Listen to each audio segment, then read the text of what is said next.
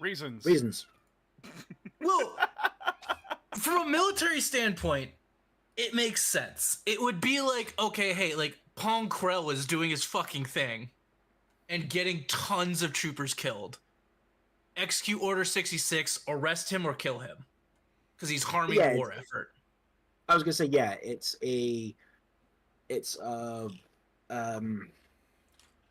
essentially a doomsday protocol. It's like the Republic has suffered an irrevocable collapse, and the military needs to stop it. Like it's Order 150 was the Republic has fallen. Fuck off and start a guerrilla campaign. Like, I mean, there was orders for everything. Hi, Tunist. Yeah, it's that's the thing about like Star Wars Legends is that how do I put this? Because like I've been watching and reading a lot of stuff on Legends, kind of a thing, right? Yeah. And George Lucas, he basically said, and I quote, "If I make it, it's canon." Back in the day, but if anyone else makes something, if I like it, it's canon. Yeah. Yeah. And that's why you had G canon. Yeah, and that's kind of like the big problem here is that a lot of people, especially like people like TCOM who grew up with Legends, their entire mindset is like, I like this, and then they were just told, yeah, but I'm the creator, and I say that's stupid and cringe, and grow up. Which some of it was. And I also think that we should have Darth Icky and Darth Insanius. Exactly. So it's just like you can't win regardless of which side you stand on. Yeah. Hey, a boss wanted to start working on the old Forge World Demon Prince of Corn. Ooh, old Forge World Demon Prince of Corn. Ooh, that's a fun one. I'm currently trying to track down the old Forge World Corn Terminator conversion kit. Ooh. It was torsos and heads for the current plastic Chaos Terminator kit to make them into World Eaters. Did you send boss what you sent me earlier? No, because there's a bunch of them for the different legions, and I did not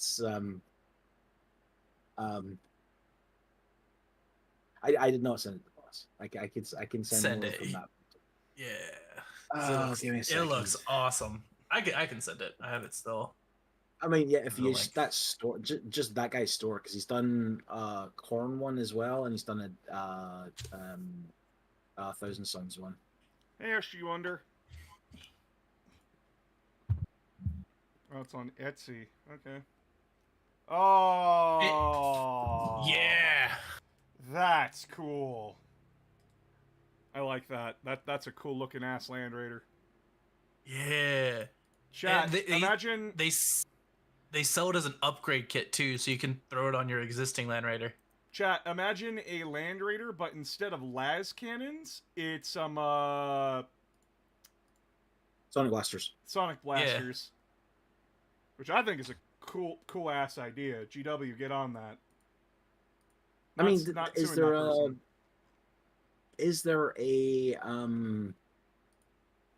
like a Land Raider Redeemer variant for Chaos? Can they get like a Heavy Flamer one? No, Chaos is stuck with the boxy Land Raider. Yep. Is their weapon loadout just las cannons? It's just las cannons. Soul Shatter las cannons. Oh, okay. They can get the optional weapons are they can get a Havoc launcher, combi bolter, or combi weapon, and that's it. I know the Havoc launcher shoots missiles, but every time someone says it, I immediately picture the Angry Marines Land Raider that just shoots Angry Marines. I thought that was a Whirlwind. Was it? I don't know. It might have been. I've watched that like once. It was a meme that died in 2014. I've watched like both. I've watched like both episodes of it like once. It's fine. It's just not. Oh no, there's an particularly entire fun. wiki page on them. I know. I And know. they're It's honestly worth a read. It's pretty funny. it's funny when you're in high school, but like I've long since grown out of Yeah. that humor, and it's just like, oh, let me guess, he's angry and maybe a racist, but not like the funny 40K racism, the Real world racism. real world racism. Hey, Oh no. hey, Clam. Boss, this one might make you actually like. I might need that level. So Don't do this to me. Don't I give me know, hope. I'm gonna do this to I just rewatched Endgame, by the way. So now that meme of "Don't give me hope" is like running through my brain. Oh no.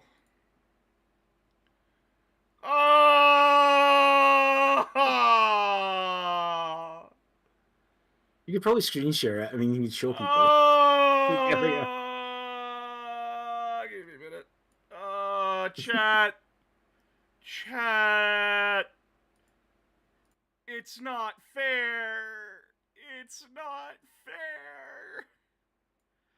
Ah! It's so cool.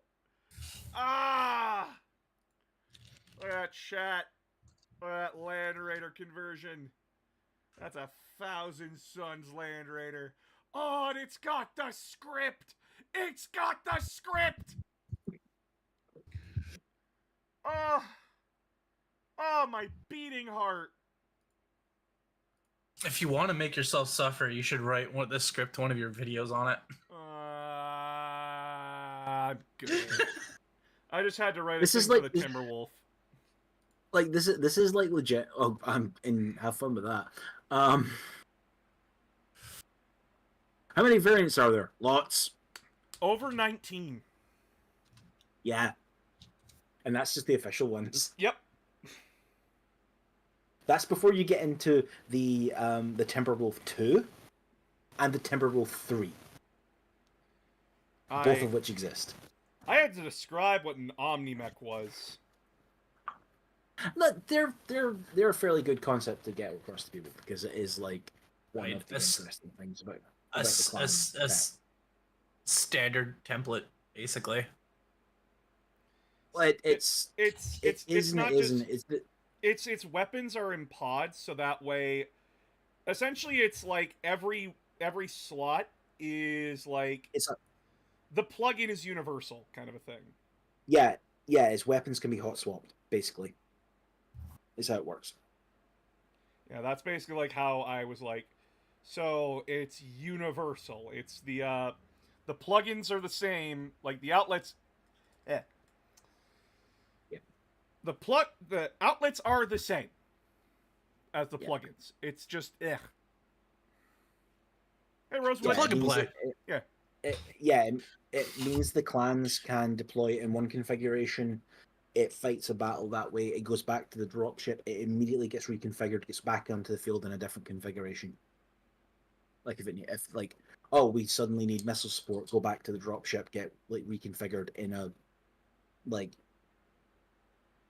a particularly relevant amount of time, as opposed to like a couple of weeks that it takes you to swap out. Like they would like take you to like change the loadout on a battle mech kind of thing. Yeah. And be like back on the field.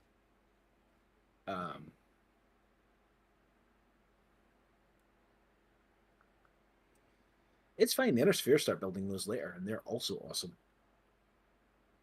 I read that they were The first extremely Inner Sphere one. rare. No, the Inner well, right. So, right. The interesting thing about BattleTech is that it's now a future history over 100 years now at this point in the setting, because like most people when they talk about BattleTech are talking about 2025, 3025 Clan to Invasion. but to 3050, which is Clan Invasion. Clan Invasion is the most popular period. That's when all the games are set. Okay, one of the games was set during the FedCom Civil War, which happens like immediately following the clan invasion, but like essentially they're set within this like 25-year period. The setting now extends 100 years past that of stuff happening. Yeah. Like the current books that are coming out are set in 3155. Like the clans have been in the inner sphere for over a century. Mech technology is now like it's not only advancing, but each successor state has distinct technologies that they specialize in, which gives them unique playstyles in the game, and like distinct aesthetics for their mechs that they build, essentially. Which is cool. Clan tech is still in some ways better, but the inner sphere has direct counters to it that maybe aren't necessarily as technically as proficient, but are still just good.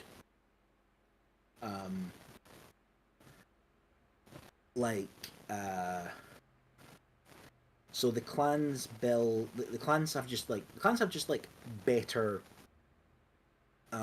like PPC technology. Their PPCs are just more powerful than Inner Sphere ones. So the Inner Sphere develops heavy PPCs, which are the same power as Clan Tech ones, with the downside that if you hit them, they explode. Night 2. Like, I did not see the Anime Gaming Awards because I tend to not pay attention to that. Here's the problem with the Anime Awards. They're all fan-based. Like, it's all fan voting. So we're not actually critically looking at something here. We're going based on vibes. And I know Solo Leveling is not a anime that is deep or complex. It is an anime where it's just like, yeah, and then the guy went boo, boo, boo, boo, boo, and then the bad guy was like, ho, ho, ho, ho, ho, and then, and then there was more pew, pew, pew, pew, pew. Really cool action fight scenes and animations and really good shit, you know? It's the first 4 seasons of Naruto. It's the first 4 goddamn seasons of Naruto. So, when you have that, when you have the hype of those awesome looking fight scenes, especially on places like TikTok, YouTube Shorts, etc., etc., what do you think people are going to vote for? And why do you think I don't care to vote for that? It's a game of who can get to the largest audience. Yeah, and here's the thing.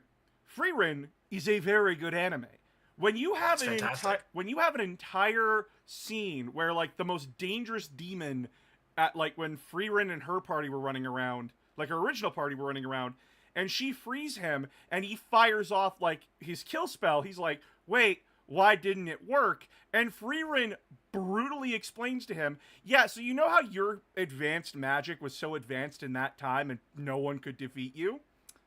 Yeah, no, we reverse engineered it, we broke it down, and now even the most basic bitches know your spell. You are outclassed, motherfucker." That's cool. That's insane. The first thing you learn at the Mages Guild. That's the first fucking thing you learn. But the problem is, compare that now to a fight from Solo Leveling. Who do you think this is targeting? The teenagers. The teenagers. And they are going to vote for the hype. They're not going to vote for the character breaking another one down and humiliating him. They're going to vote for the cool action scene. Because remember, for every one person that is voting based on like actual thinking and critical analysis, there's about 5 others who go pretty picture over there. it's not an insult, by the way, on this isn't to insult Solo Leveling. Solo Leveling, like, their animation team, holy fuck do they put in the work. Like, oh yeah, like, that animation is impressive as fuck. it looks beautiful. I have no interest in it because I don't give a shit about power fantasies. Because I think power fantasies are boring, and if there's no challenge, what's the point? It's the equivalent of turning on invincibility in video games. What's the point after like 5 minutes? And like it just gets boring to me. It's why I struggle with Dragon Ball Super. Is that like they didn't bother learning new techniques or learning new ways to combat people. It was It's much harder. we just need to hit them really, really hard with a new form that I pulled out of my ass. It's why I struggle with a lot of anime recently, because it just comes down to that.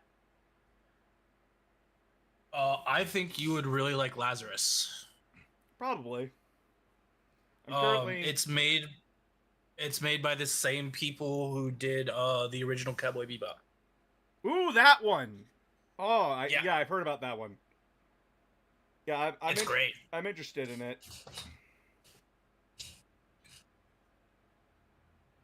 But yeah, like, again, it's the Anime Awards. Don't get bent out of shape about it. It's not an official body. It's just Crunchyroll. And like, there's always going to be that one anime that wins out. Sword Art Online won Anime of the Year. That's fucking trash. You think I give a shit what they think? Have your own Anime of the Year. Make your own list. I would like to see a list. They had a great concept with Sword Art Online and then just ruined it. Well, you see, I read Metacritic. What? Sarah. Mom will be home later. Stop talking back to me. You guys could hear her, right? Yes. Also, hi, Ashley, fellow person from this side of the pond. What? Someone says hey from the UK. Ah, nice. Hi. It's late here. It's late here. It is very late. Yeah. Speed's like already in bed, I think. But yeah, like, I am like watching and like trying to keep up with anime right now, but I've been so busy and drained brain wise. I'm like, I'd rather watch old Marvel movies because like they're easy for my brain to eat. They're also easy to watch while you're doing other things. Oh, speaking of, Kill Lupercal came out today. I have not watched that yet. Okay, chat. The hate on Sword Art Online is well known. I think I bitched about it once. I don't think any of Sword Art Online is good. I think all of it is terrible, even season 1. Because again, I'm not into power fantasies, and listen, if you identify with. I've heard good things about the Gun Gale spinoff. Oh, GGO Online Alternative with Lenshan? That's fucking great. I watched that one. I read that one. Manga's more fucked up than the anime will ever be, but hey, that's just what I've read. But the only Sword Art Online that's good is SAO Abridged. Yeah. Yeah. Yeah, no, like, Yeah.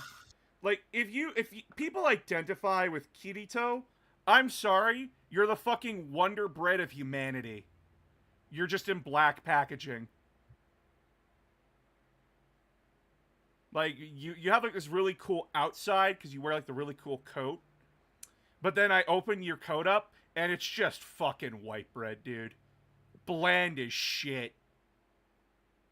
And- As a DM for like multiple games, like D&D, Rogue Trader, stuff like that, I absolutely despise it when anybody comes and says, "I have a character.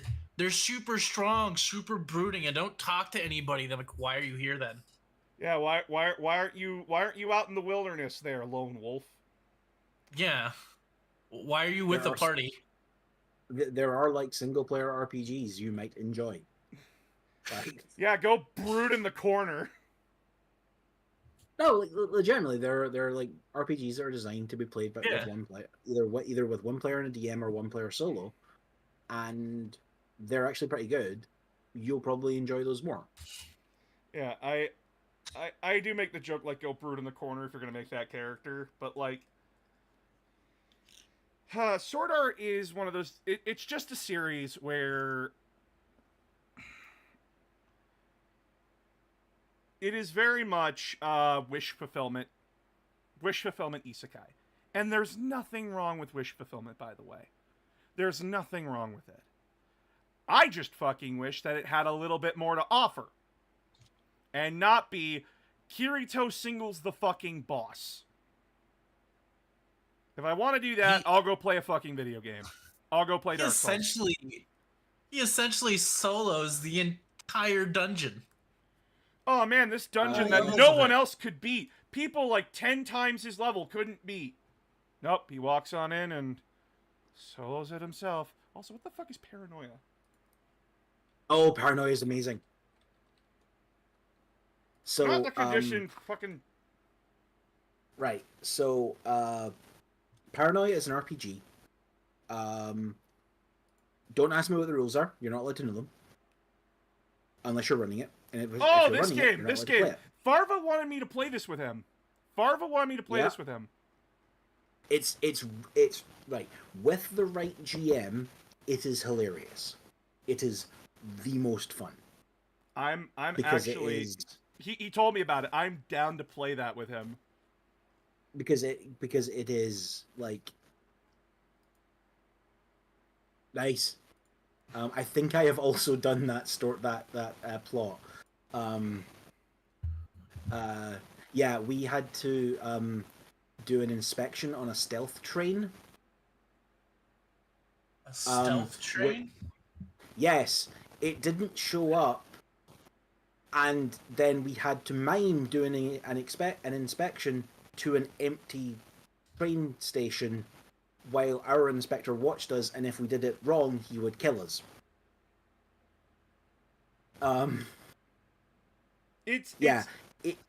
It's entirely. But he's like, why? He was like, why can't I see it? And it's like, well, because it's a stealth train. So, Can we turn like- off the stealth? No. no. Very well designed. Very well. It's that what it applies the same logic of that one scene from Clone Wars, where it's like, all right, so where's this new ship that I'm supposed to like look at? Oh, 5 more steps and you practically be kissing it.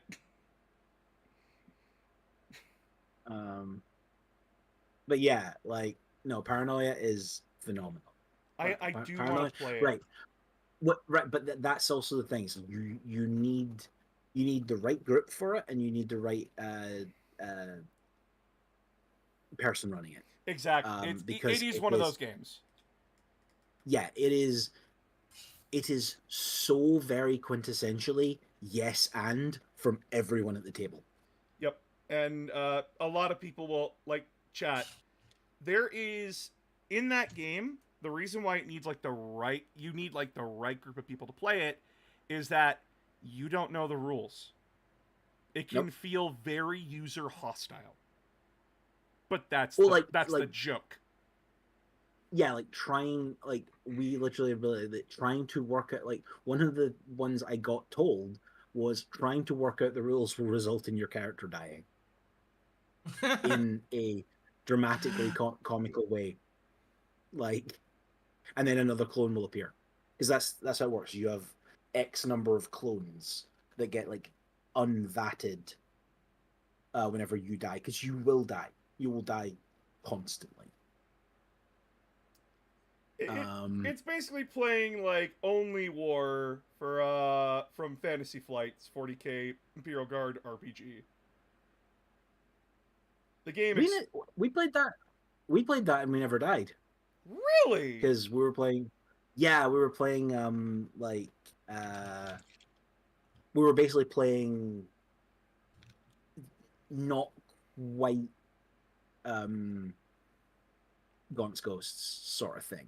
okay. Where it was like, where it was probably closer to Shark's Rifles than it was actually to Gaunt's Ghosts.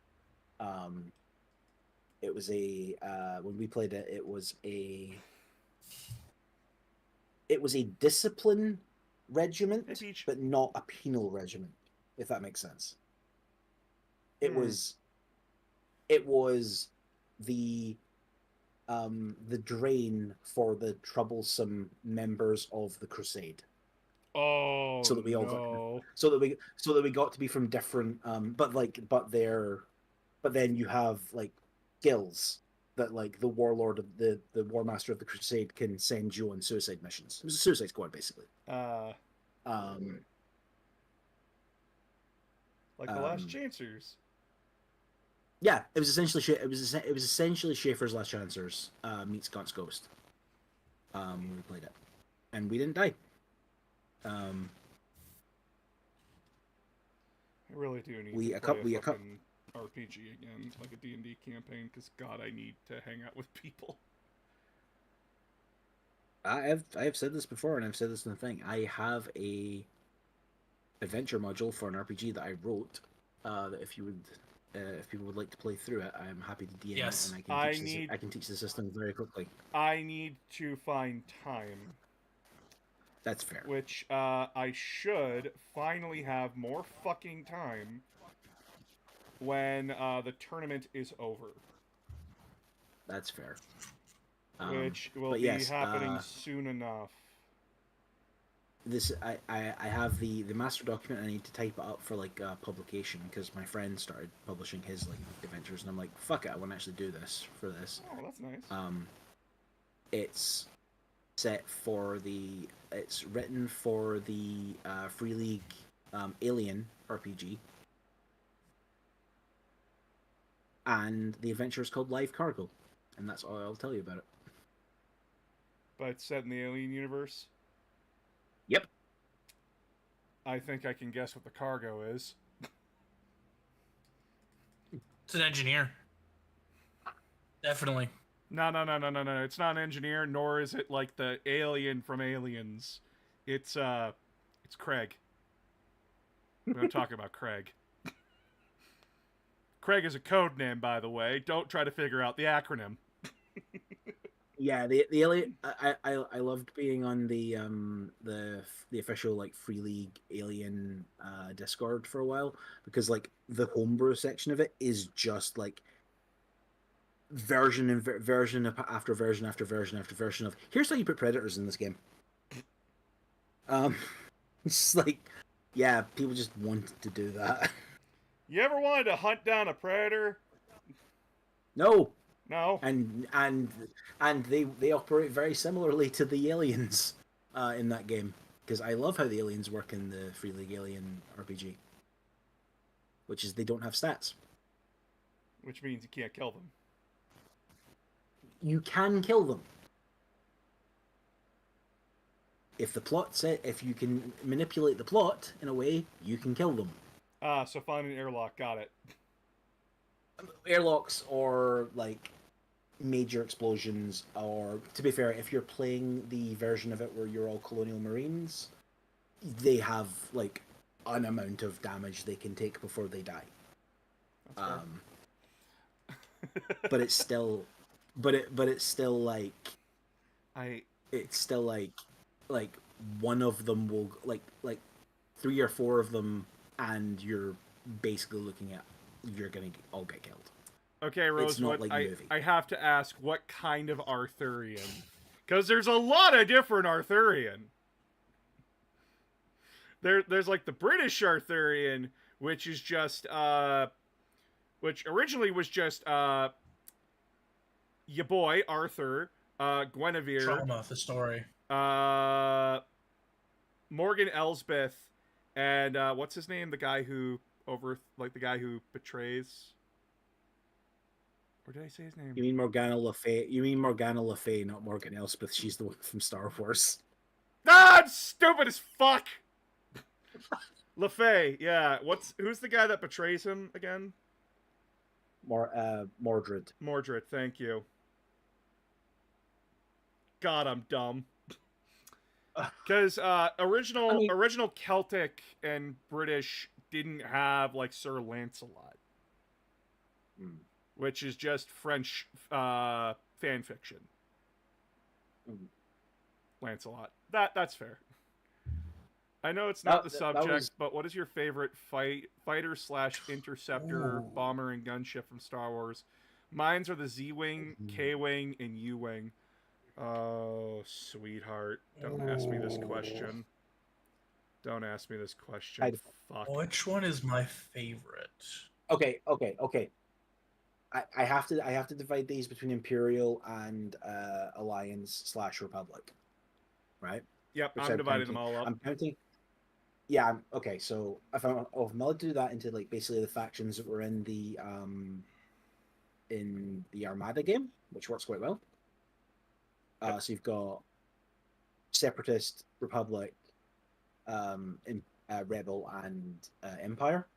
If I'm allowed 4. And then like Mercenary was like the other one. Yep. Like Empire is TIE Defender. TIE Defender is the coolest TIE fighter. Like it just is. Are we talking Legends or Disney canon? I'd say you can do either or. Yeah. Okay. They did bring the E-Wing. They did bring the E-Wing into canon, so they did. I would say it has to be in a moving medium, so it has to have been in either a video game, like a tabletop game, or in one of the shows. So for the Republic, yeah. For me, mine is the LAAT. Oh, the Large. Yeah. I mean, yeah. No, yeah. The Empire would have to be the Skip Ray Blast Boat. I have a theme going here, if you can't tell. You like your gunships and you like your bombers. Yeah, that's fair. For the Rebellion, it'd have to be the A-Wing, actually. The fucking crop duster? Wow, you're the first person I met that likes it. I like the A-Wing, but not like it's an interceptor. Not most. And I'd have for the Separatists, it's gonna be the droid gunship. To be fair, seeing those things in Clone Wars do the fucking work. Holy shit. Yes. Warcraft. So yeah, so Empire is TIE Defender for me. Separatist is, I really like Asajj Ventress's one. I think that's really cool design. The one she has in the Genndy Tartakovsky. Oh, the flat, series. like the flat one. Yeah, the one that basically like the way it turns is it deploys a sail and just turns on itself, like it like. Oh yeah, that wasn't 3D Clone Wars 2. Was it? Yeah, for an episode. Sweet. It got blown up. Okay, cool. I like that. I think that's a really cool design. That I think Star Wars doesn't do enough like interesting moving part spaceships a lot. For the Republic,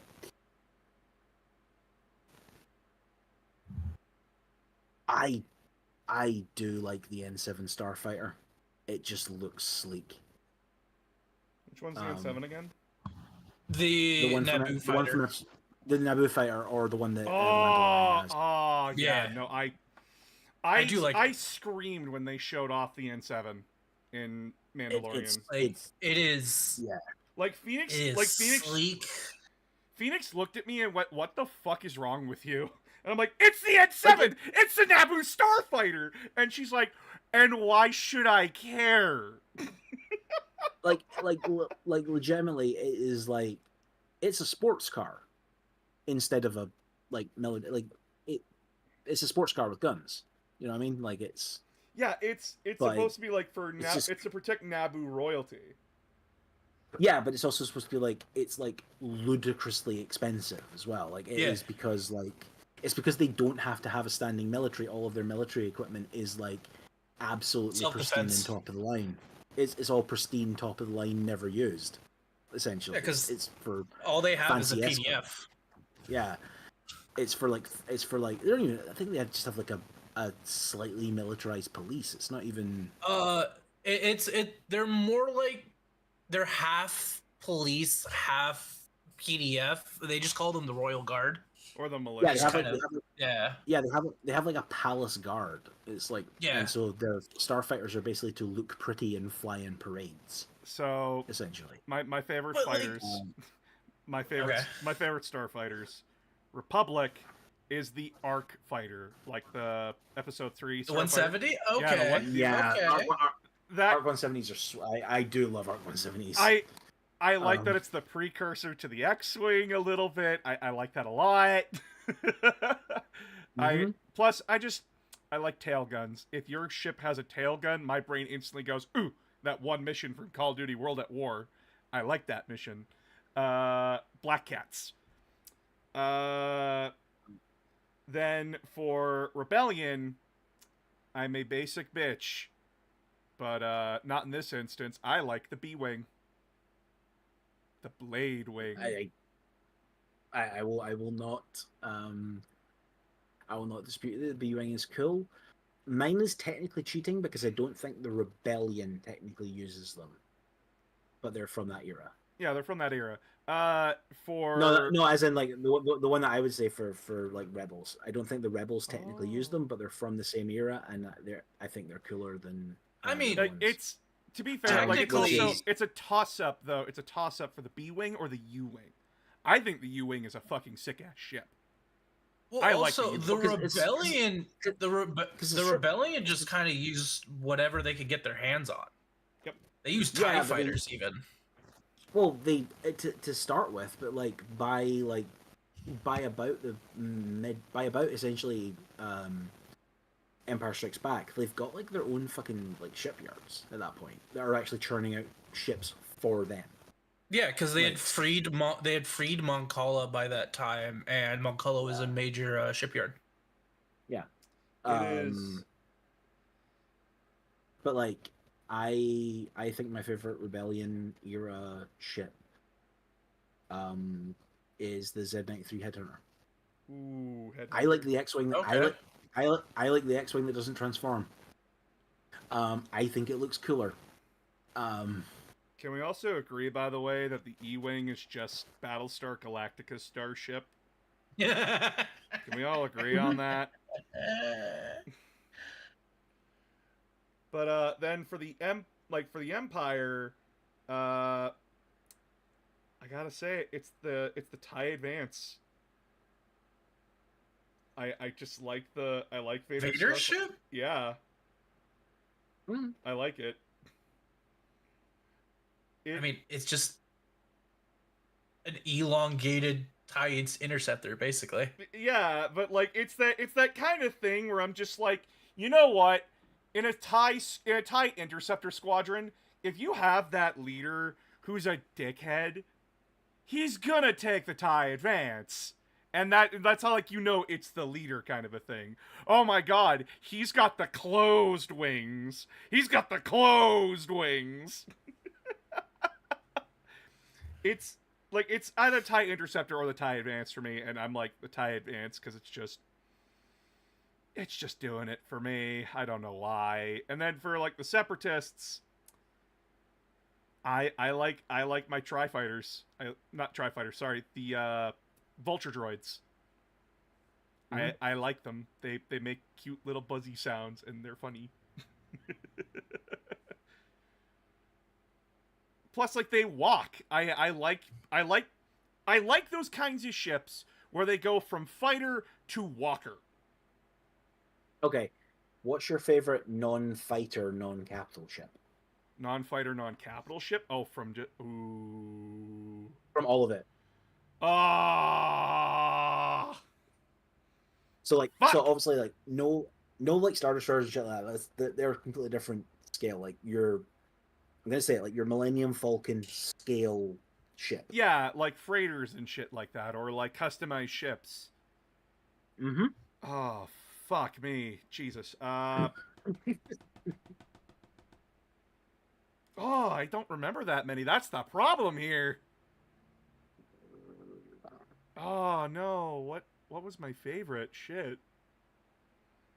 I mean, I know mine. Like, I Is know it mine. the Outrider? It's the Outrider. I called it. It's like it's No, it's the I'm not. Millennium Falcon, but cooler. Yeah, that's basically what they did. Yeah, the Ghost is also very cool. Actually, if I'm allowed any era, it's not the Outrider. Actually, Oh. I take that back. Oh. No, it's the Ebon Hawk. The Ebon Hawk is the better Millennium Falcon. Oh, that is a cool looking ship. Ooh. Ooh, that is I have nice. spent way too long. I have spent way too long on that ship because I've played so much KOTOR. My favorite non-capital ship would have to be the GR-75. You're going because I can't remember exactly which one that is. Ooh. I had to look it up, kind of a thing, because I'm like, what was it called? I saw it from like Old Republic. Oh, it's a Rebel Transport. Yeah. I would say that's a cat. I would say that's like getting into your capital ship scale. Like that's like your. It's nowhere. It's only 90 meters long. That is nowhere close to capital ship. Oh, okay. Yeah, No, I'm it's gonna small. say it. Luthen ship from Andor. Mm-hmm. Okay. Mm-hmm. Mm-hmm. The fact that With it's its got cool- the fact that it's got a laser defense system, let's fucking go. Yeah, more things in Star Wars should have like essentially anti-missile systems like built into them. When Like Thrawn's why don't they have when Thrawn's like, why don't- revolutionary idea, hey, how about we give our starfighters like shields and hyperdrives? Genius. Tactical fucking genius. I like one, the- I do like one of his other ones as well, which one? is he got them to install additional systems in the TIE fighters that stop the screaming noise. they shouldn't have noises to begin with in space. The entire idea is that they're supposed to instill terror, and he's like, it gives away their position. How are you supposed All right, to? tell me the exact purpose of this. It's to instill fear in our enemies. Okay, and now I have this AA gun here. What fear are you instilling? When I know where you're coming from. It's to terrify a civilian population. It's not to because the Empire never designed anything to actually go up against another military because there was no other military. It's all to intimidate unarmored people. It's the same design concept as the German Stuka, where because the Stuka is basically has that same noise. Yeah, it's a literal air siren that's built into the Stuka so that when it started to do its dive bombing run, they turn it on and people would hear it. Oh no, it doesn't gets turn scared. on. It's based entirely on airspeed because they have little little propellers right under the wings that spin that'll create the sound. noise. Yeah, and it's so that because basically what would happen is these would come in like 100 strong and start diving. You'd see it and you just hear this noise and you start freaking out. That's the purpose. Yep. Is to get you to get out of whatever cover you're in because you're scared. Yep. So you're more likely to be taken out by the bomb when it goes off.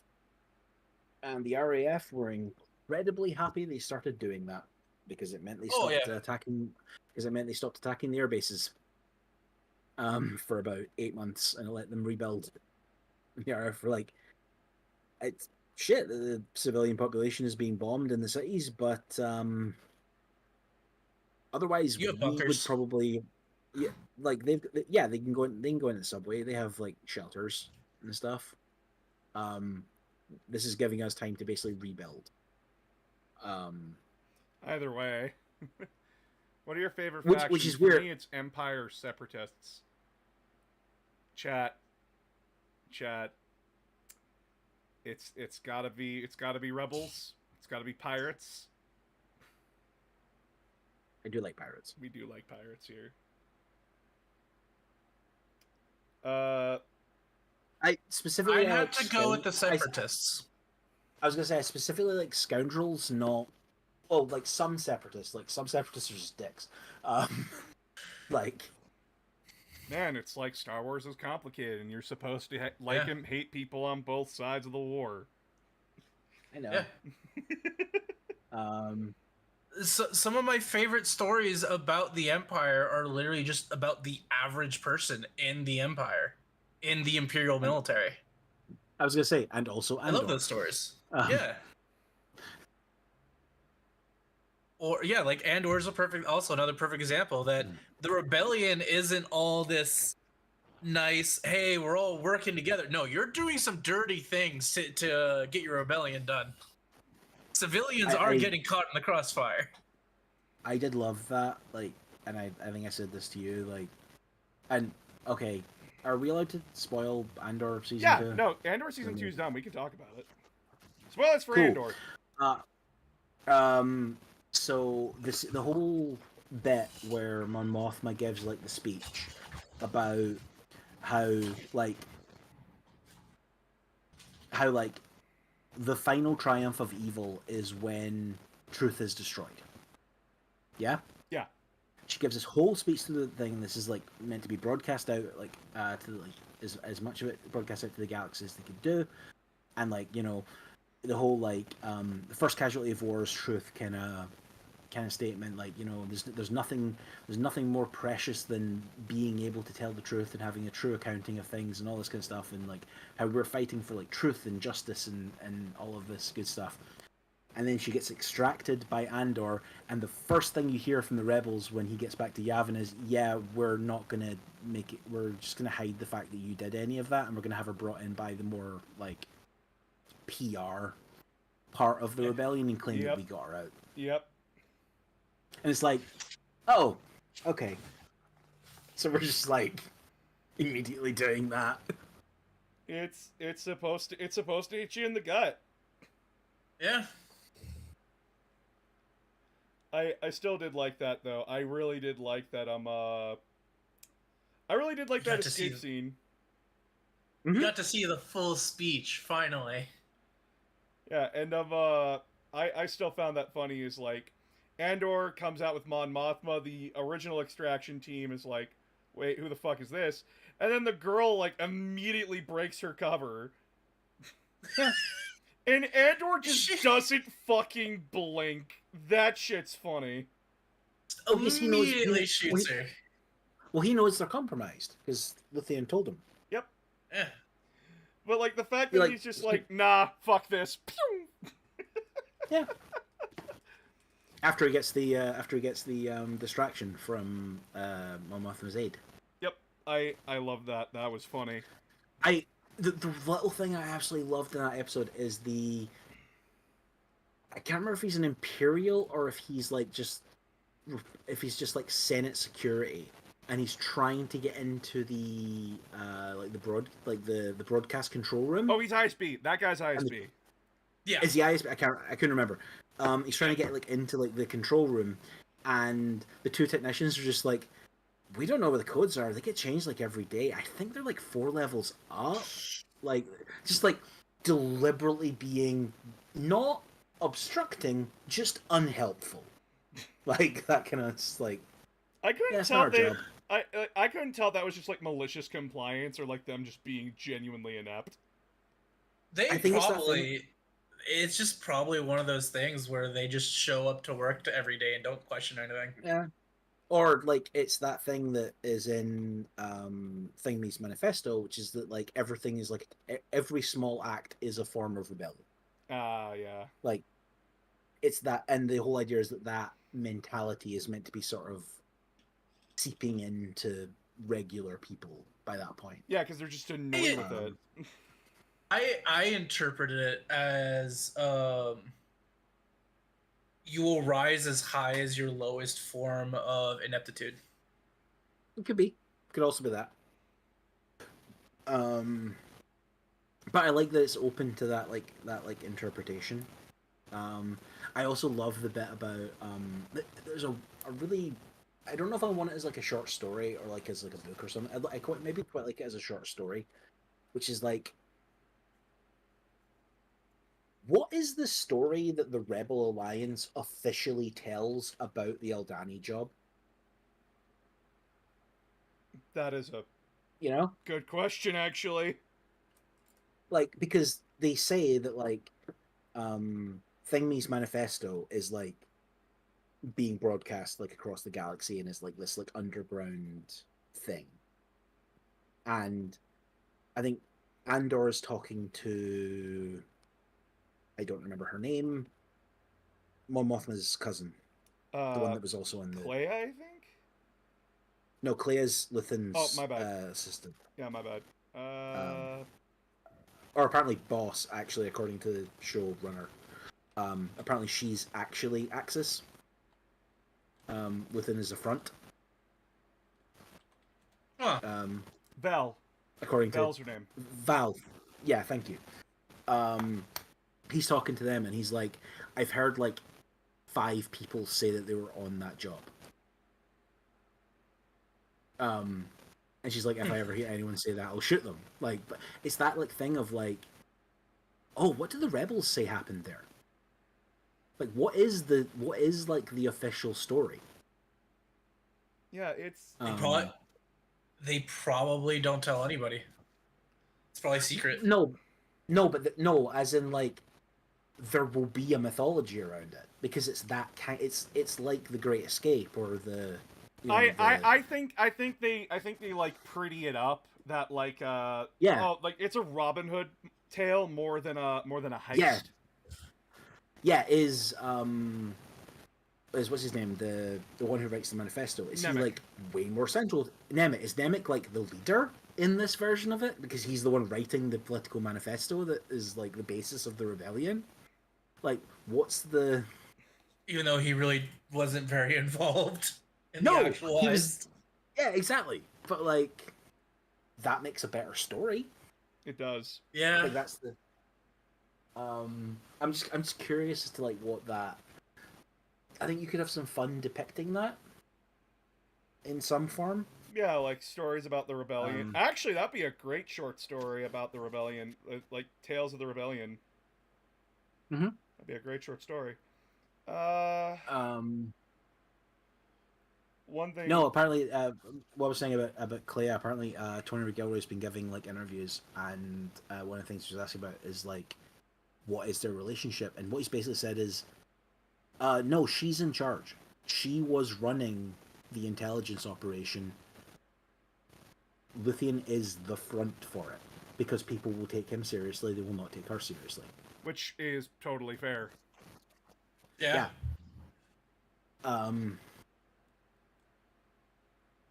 That's why she was always in the thing, listening to the radios and setting the things, and then he would go out and do what she told him to do. Essentially. I do like that one scene where he does blow up at her about like the we have too much information everywhere. It's overwhelming. I can't keep up with it. I like and she that just basically line. tells him, and she just basically tells him, just get over it. Like, just deal with it. That's really how I feel right now. Is that like there's so much everywhere, it's too much. I can't take it. something's got to give, dude. And it's just like, yeah, no, I feel that. Holy shit. That's rough. It's a dam with a crack in it. Yep. I did love the just like I saw some people that were like down on like the last episode and stuff, and I'm like, no, that's like the perfect send off for most of it. Yeah.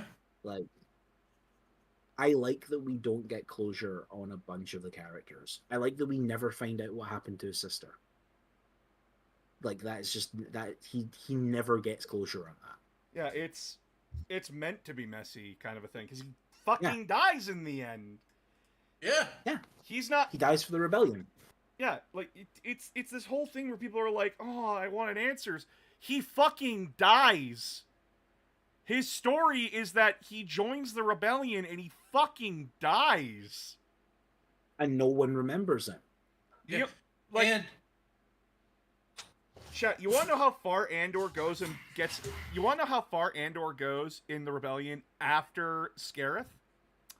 Luke Skywalker names Rogue Squadron after Rogue One. That's it. He is not name dropped. He is not talked about. He dies unremembered. Yeah. Aside from the people And that he individually affected. Yep. Yep. And- And most of them die on Scarif. Like- all of them die on fucking Scarif, basically. Well, thing like Val doesn't and Clea doesn't. Yeah. So and neither does Will, I think. Wilmot. I don't think he's meant to be in the group of commandos that goes to Scarif. Though I will say if you guys want a book that's very similar to Andor, Twilight Company is fantastic. Twilight Company. Let's go. The fucking leader of Twilight Company is a social teacher. Yeah, because that's what it shows, like how rebellions are formed. It's just normal people taking up arms, and most of them don't make it. Yeah, most not don't. fucking falling. Yeah, not like effing falling skies bullshit. Yeah. Sorry, man. Sorry, and you got me talking about falling skies the other day, and I yeah. What's Fallen Skies? Like, Hold on, what's that? Oh right, Jesus. It was It's I found out it went on for like 5 fucking full American seasons as well. I only watched like the first 2. basically it's a show where Earth has been invaded. This is after the Lost. invasion is we've lost, but to aliens, and it's following a group of, they call themselves freedom fighters. They're not. They're insurgents, and they need to realize Yes. they're insurgents. They think they're a proper army. They're not. And they are trying to fight back against the aliens. Yeah. And there's a lot of parallels to the American Revolution, but they No, don't they make a lot- understand. They make a lot of parallels, and they're bullshit. Like Yeah. they say a lot of parallels, and they You're aren't. a history teacher. You should know all the stuff you're telling these people is bullshit. Well, like the stuff he's telling them is like the bullshit like myth of America crap. Yeah. Like it's the where as opposed to like because like the whole premise of it is like aliens invade and they like conquer the Earth in like a week. Holy It is like- shit. like that. Wait, do they make Manifest Yeah. Destiny arguments? No, No. It's all set in Boston, and they're doing like they're doing like The Continental Army kind of thing. they think they're the Continental Army essentially. I think they call themselves the Continental Army. They call And it's themselves like the 5th Massachusetts something. Yeah. The 5th Massachusetts Army or something like that. Boo this and like man! yeah, they're like survivors, and like they've got like a whole bunch of civilians and like a whole bunch of like and like my point is like, why do you have civilians? Yeah. This is you have literally said that like 90% of the human race has been wiped out. Why do you have civilians? Why'd you bring Why'd you- Joe the fucking Okay, baker? so you're in a fight for your race's very survival. Like the aliens have made it very clear they are here to wipe out all humans and then just to Like, build on top of our shit. But, like, as far as as far as the humans are concerned, that's what's happened. Yeah, It's not. so- but, like, what is your priority? Teaching children history in like a proper school setting, or teaching them survival tactics? Yeah. What do you think the show chooses? Both? No, Also, they they're- have them sitting No. in a school, like a proper fucking school. And like, oh yes, on this day this happened. Like it's like nothing's happening. It's just a school. What the fuck? this is like they're teaching them like civics and philosophy and stuff. And it's like they don't need that. They need to know how to like strip an M16 Yeah. Bruh. at this point. Like Learn how as to far as plant you are- food and grow food for yourself. or like disassemble a car engine because you need to be able to maintain your vehicles, or how Or to how turn- to find fresh water sources. Now, allow me to philosophize to you, child, as the alien's ray gun disintegrates your mother. Yeah. And I mean, they the alien. make it. I mean, to be fair, the alien technology in it is cool as shit. Like, Oh, the alien it really technology is like War of the Worlds level terrifying. No, I'd put it more like District 9 level. Yes, actually, it's a good comparison. It's about the same time period, so yeah, like Yeah. And like another thing, like they're constantly saying, "Oh, we're running out of supplies, we're running out of ammunition," and yet, like every scene they're in a firefight, they're just firing off a full automatic. So it's Yep. that Like- one scene from Red vs. Blue where it's Doyle and Kimball fucking arguing, and it's like, we should be using DMRs because they're more accurate and we can save on ammunition. No, we should be using the assault rifle because if we put down 32 bullets down range, that's 32 times as likely to hit the enemy. Yeah, except Also- human weapons do nothing against aliens. They make that point very clear very early like, on. I think they do eventually because I think they start to be able to like reverse engineer like some of the alien stuff. No, I- so I- I got pretty far into it. Okay. Their first step was they were able to disable one of their walkers somehow, and Mhm. they melted down the metal and into Ah. bullets and started using that. I Because mean- that's definitely how metallurgics works. I mean, And have you then- seen have you seen then- have you seen Outlander, the I movie? haven't. Oh, right. So like Outlander is Beowulf, but Aliens? but Grendel is an alien essentially. It's like an alien. It's like an alien super predator, essentially. Okay. And the Beowulf character is essentially a space marine, as in like he's a marine from space, not he's like genetically enhanced or anything. He's like who is like escorting this thing, like because this thing is like a dangerous live animal, and he was like a part of a security detail on a spaceship that was like transporting it between planets, and it gets out on the ship, it destroys things, and then it escapes. They crash land in like Norway in like Viking times, essentially. Good job, team. Okay. It's actually really good, but like they can't hurt it. They can't hurt they call it the Merwin. They can't hurt the Merwin with like their weapons. They Hi, just like Aramis. bounce off or the metal breaks. So he dives back down into the fjord that he crashed into, brings up a hull plate from the spaceship, and they hack that apart and turn it into weapons. It's like, Christ. sure. Hang on, see if I can find photos of this.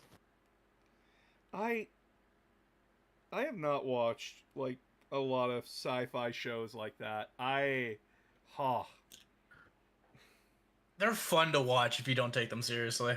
Yeah, that's the kind of thing is that like if you're watching them for realism, you are self-sabotaging yourself massively. Oh, what was that one movie on the Sci-Fi Channel? It took place like in Russia or somewhere, and there was a giant rock monster. Trolls? No, not Trolls. There's a T. They bring out an old T-72 to fight the rock monster. I don't know. But yeah, like Autists, get on it. But this is the kind of thing is that like you watch these shows and you're realizing real quick, oh fuck, the logic isn't logicking. Why are they doing this? Why are they being stupid? Like, no, seriously, check this out. This is like, it's, oh god. Open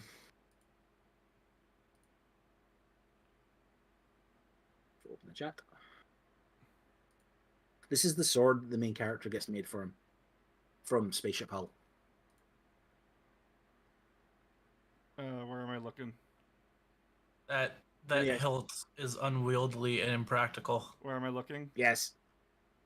Oh. VC chat. Jesus VC chat, yeah. Christ! Hold on. I'll show this to the chat. Chat, look at this fucking Like thing. no, That like hilt no joke. is monstrous. Like no joke. I actually really like the movie. It's actually quite fun.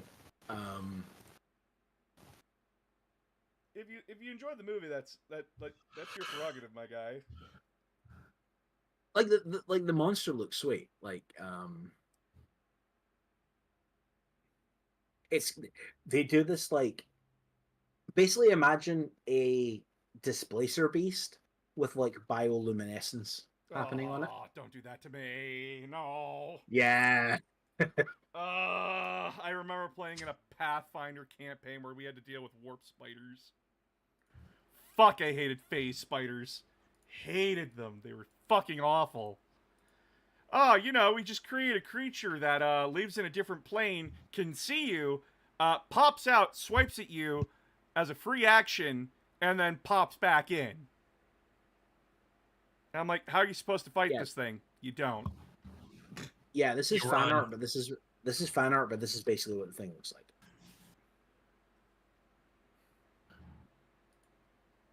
Oh, I love. Yeah, that's a displacer beast. That's a displacer beast. Yeah. If I ever saw one. Good thing you haven't. It's cool because he basically shows up and he's like, he's got like a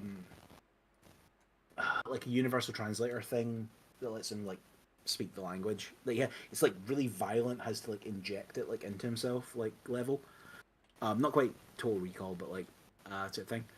And they think he's like insane to start with because they find him like amidst like he's hunting this monster, and they find him like amidst like another village that's like trashed while they're out on like patrol. So they assume he did it. They assume he's like a raider or something. And he's like trying to explain, no, I'm hunting something. He's like, what could you be hunting?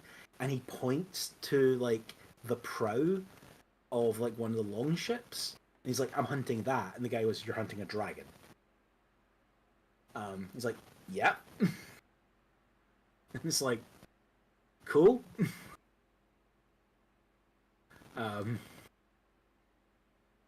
Actually, this is actually something that really hits home for me as a creative and a writer. Chat, the one thing that pisses me off when like we do like when people like do isekais or something or other world shit, they don't let the other world be the other world. They don't let the other world have a character. They have to relate everything fucking back to ours. No, I don't give a shit if it tastes like a cheeseburger. Fuck off.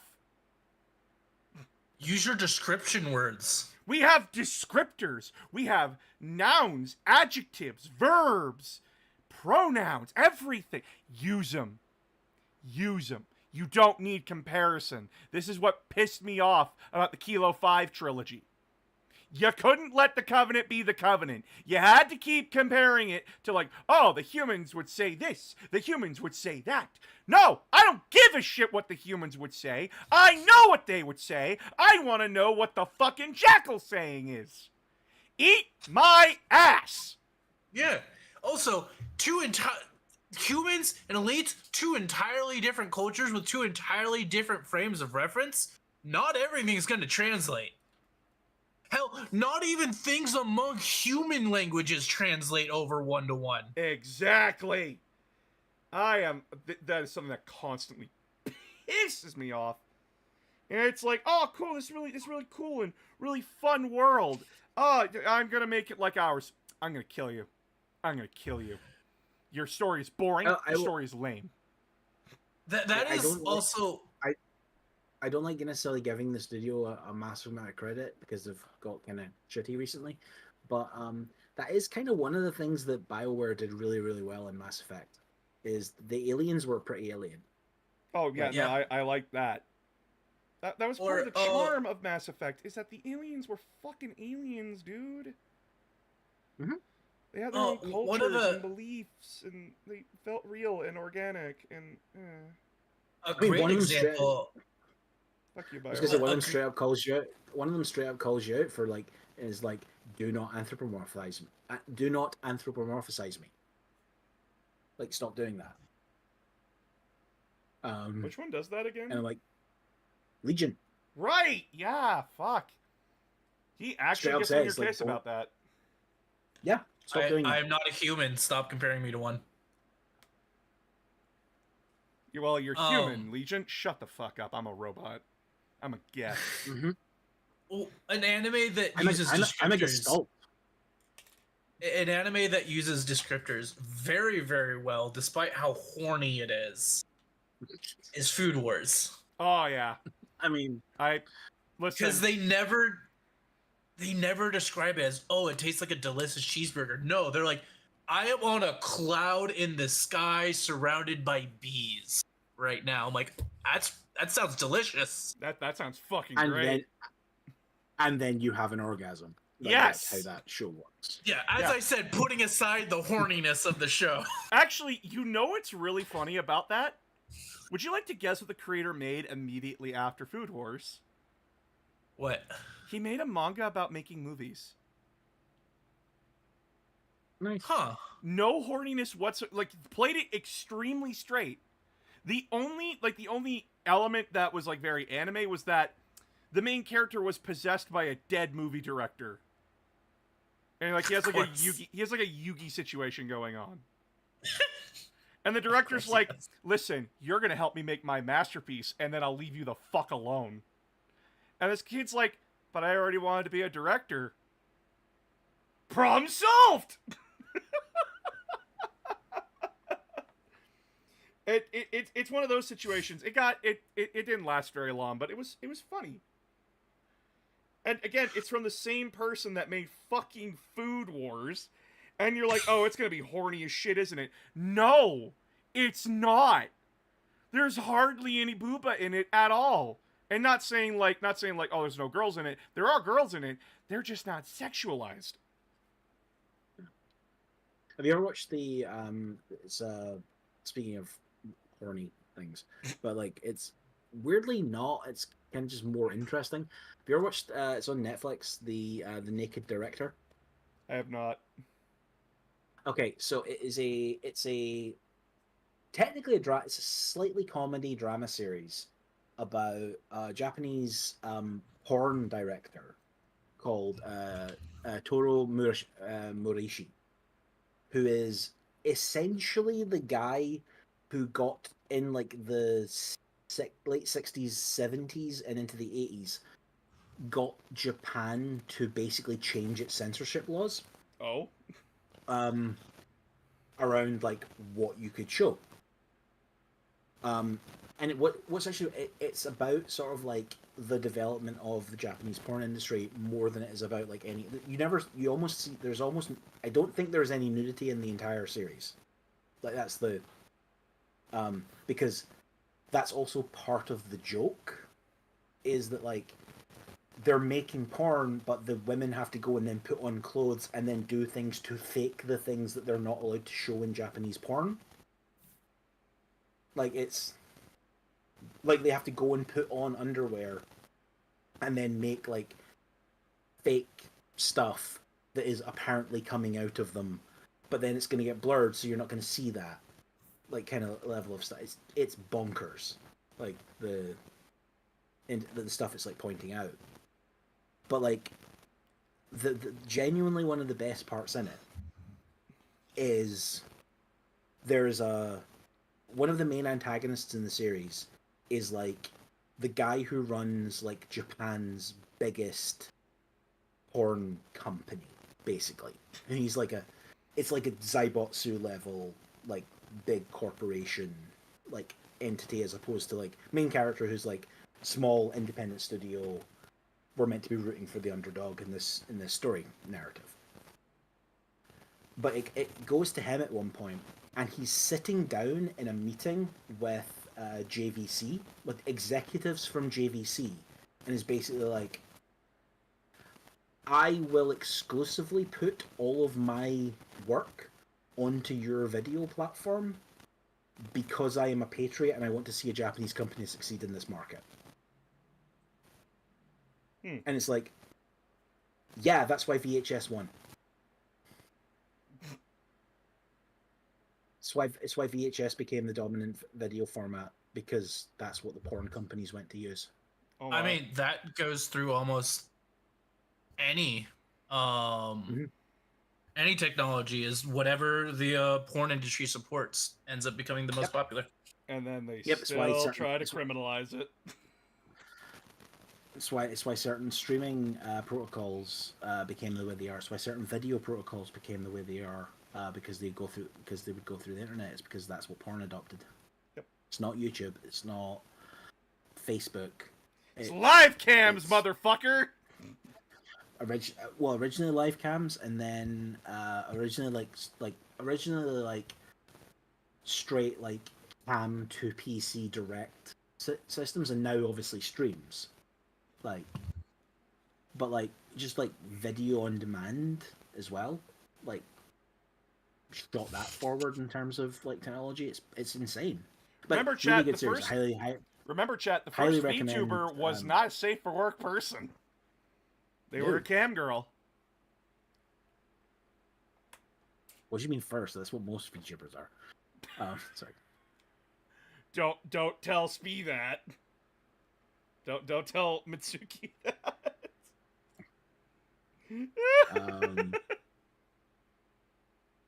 I said most, not all.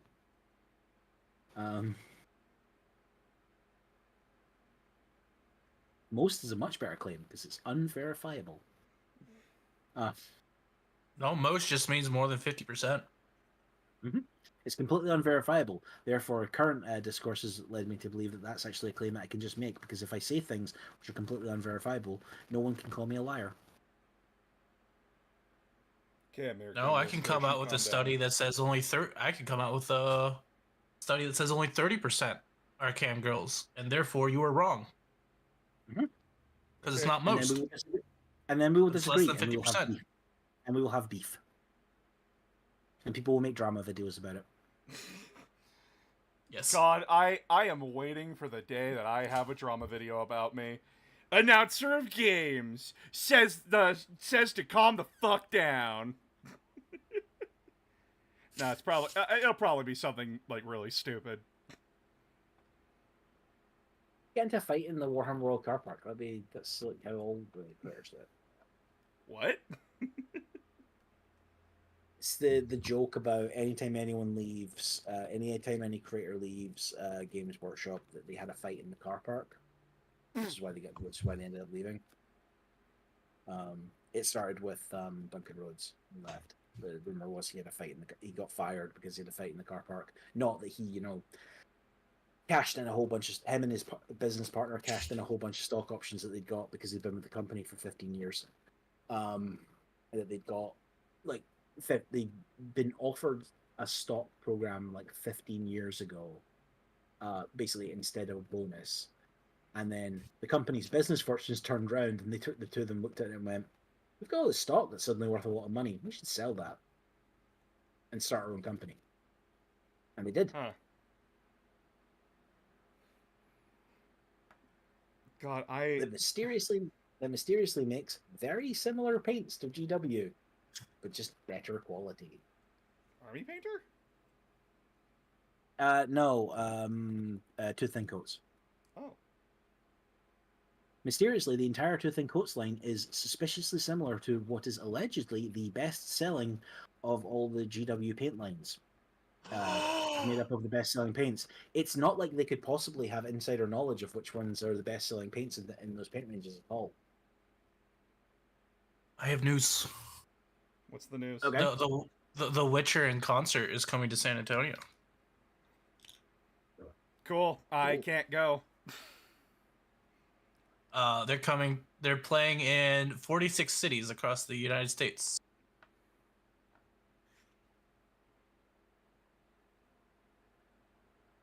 Cool. And yes, you still can't go.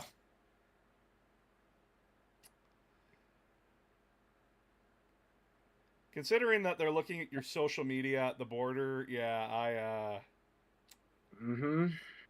Yeah, that's just. chat with the shit that I've said, I would be considered a terrorist. I probably would too. I know at least two people that are like probably coming back to the UK permanently over the summer, which kind of sucks for them because they were hoping to actually move to the States, but they're just like, nope, leaving. None of that. But yeah, off this depressing topic quickly. Yeah, no, like I just don't want to cause drama. I don't want to pick fights where you don't need to pick them. If that's how you get a following. That's how I get a following that I don't want. I want my following to like actually like me and care. Instead of just being like, ooh, roast that motherfucker. No, I have a billion better things to do with my life and day than roast some sad fuck. Will I roast people like Arch Warhammer? Yes, I will. I will go out of my way to roast them because it's funny. But They like, deserve it. I'm not gonna like go out of my way and like have a fucking debate and a beef with him, because it's not worth it.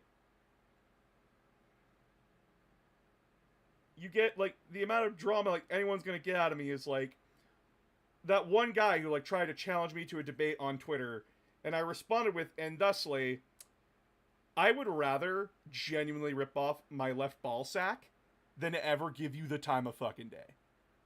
Because you are such a dishonest prick. You want a fair and honest debate? You don't have your friend moderate, you dumb fuck. I posted it on my Twitter when I still had one, but like, essentially this guy got mad at me because I showed evidence that the Custodes were barely touched upon, and he just like he was having a fucking spasm in my DMs. Thank you for finishing that. And I just was like, nah. You are like I looked through your entire fucking account. It's nothing but AI generated bullshit. And you lying through your fucking teeth. He just makes up shit. Yeah. I believe I think it was that guy who said he was leaving 40K. Cool. Who has like the really stupid and cringy Blood Angel as a newscaster. But it's not even a Blood Angel, it's some like abomination. Whose helmet, I'm like looking at it for like 5 seconds, I went, this helmet would suffocate him. See, I have the problem with that, which is that like all these people said they were leaving, and I was expecting there to be like lots of really nice, good, cheap armies on eBay, and then none of them showed up. It's like they never left. Like, I You were know. lied to. Because it's a Or it's like grift. they never had the models in the first place. Or I only like the books. Cool. Where's your books? There's like there's like 5 books about Custodes total. Good luck with that. And Fuck. like I had one guy like Nope. say those books 6. don't look red. There's dust on them. I'm like, should prove how long I've owned them, you dumb fuck.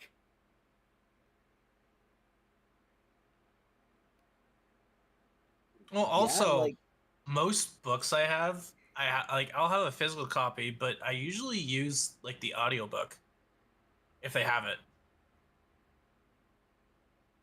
But yeah, And like, then there's the no book just point in sits there. having there's no point in having a beef with these people. It's just boring.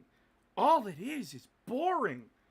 What are they gonna do? What are they gonna do? They're gonna call me gay. They're gonna call me a libtard. And they're gonna cry and whine about how they're being mistreated and that people don't like them because their behavior is shit. Well, there's your problem. You're acting like an asshole, and they don't accept that. They cannot accept also- that they are the problem.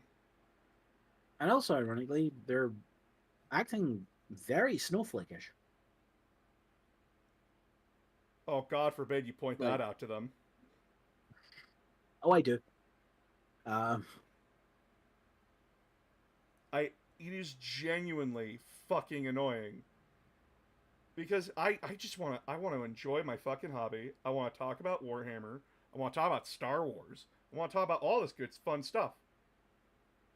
But then they just annoy the fuck out of you, dude. And there's no point in beefing with them because it's just like they made their intentions very clear. Oh, I do it because it's easy clicks. And I'm like, there's your reason. I'm not giving you the clicks. And then they get mad at you about it. And I'm like, sorry, I'm not an 'Cause you're not easy playing- mark. because you're not playing the game. Yeah, I'm not You're supposed to.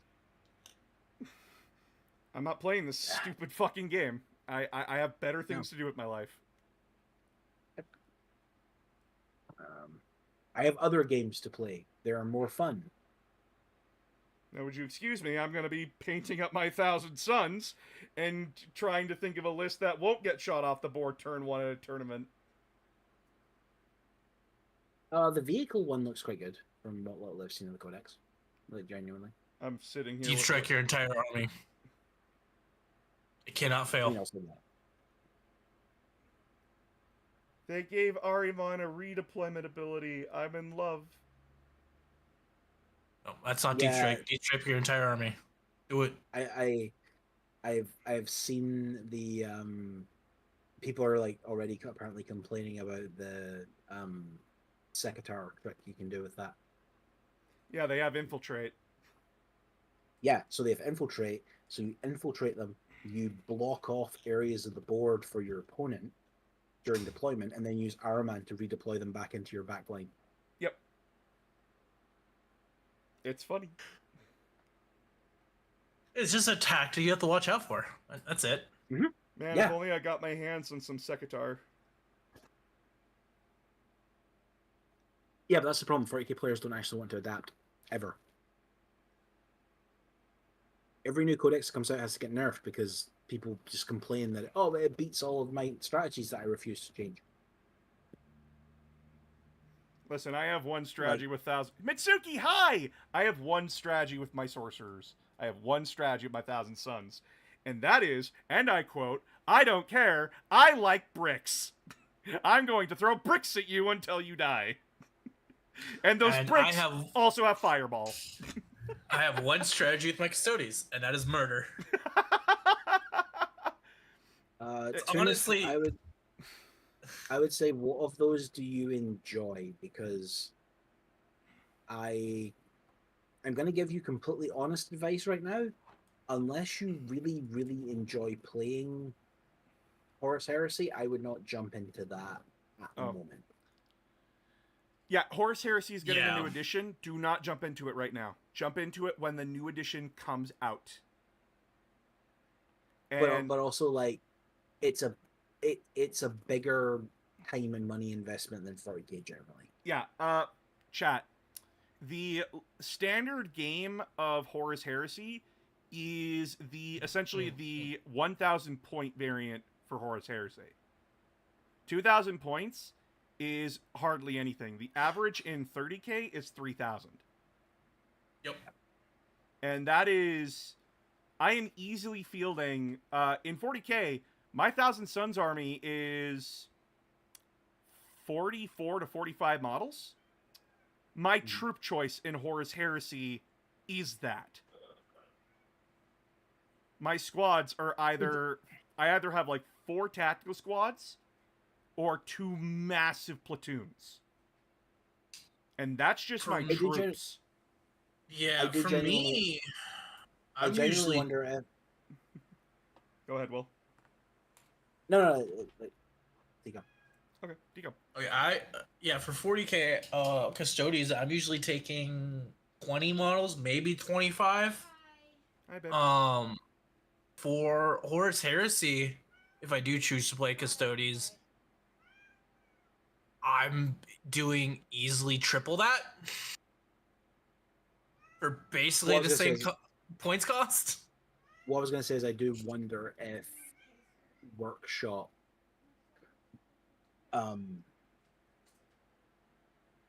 like there is an opportunity with the new edition that they basically turn around and are like, yeah, this game is intended to be played at like a 2,000 point level where you have like 25 infantry models and a bunch of tanks,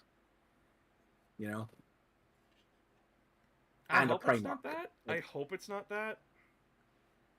Well, they've been talking a lot about like big clashes of like epic characters, and I'm like, are you sort of going in AOS direction with this, where it's like it revolves around like big things?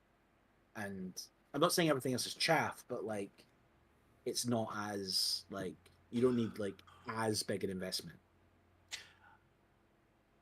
Also, Tunist, the thing about hopping in now with Horus Heresy with the new edition, we don't know yet if models are units are going to be removed. Probably not, but we don't know yet.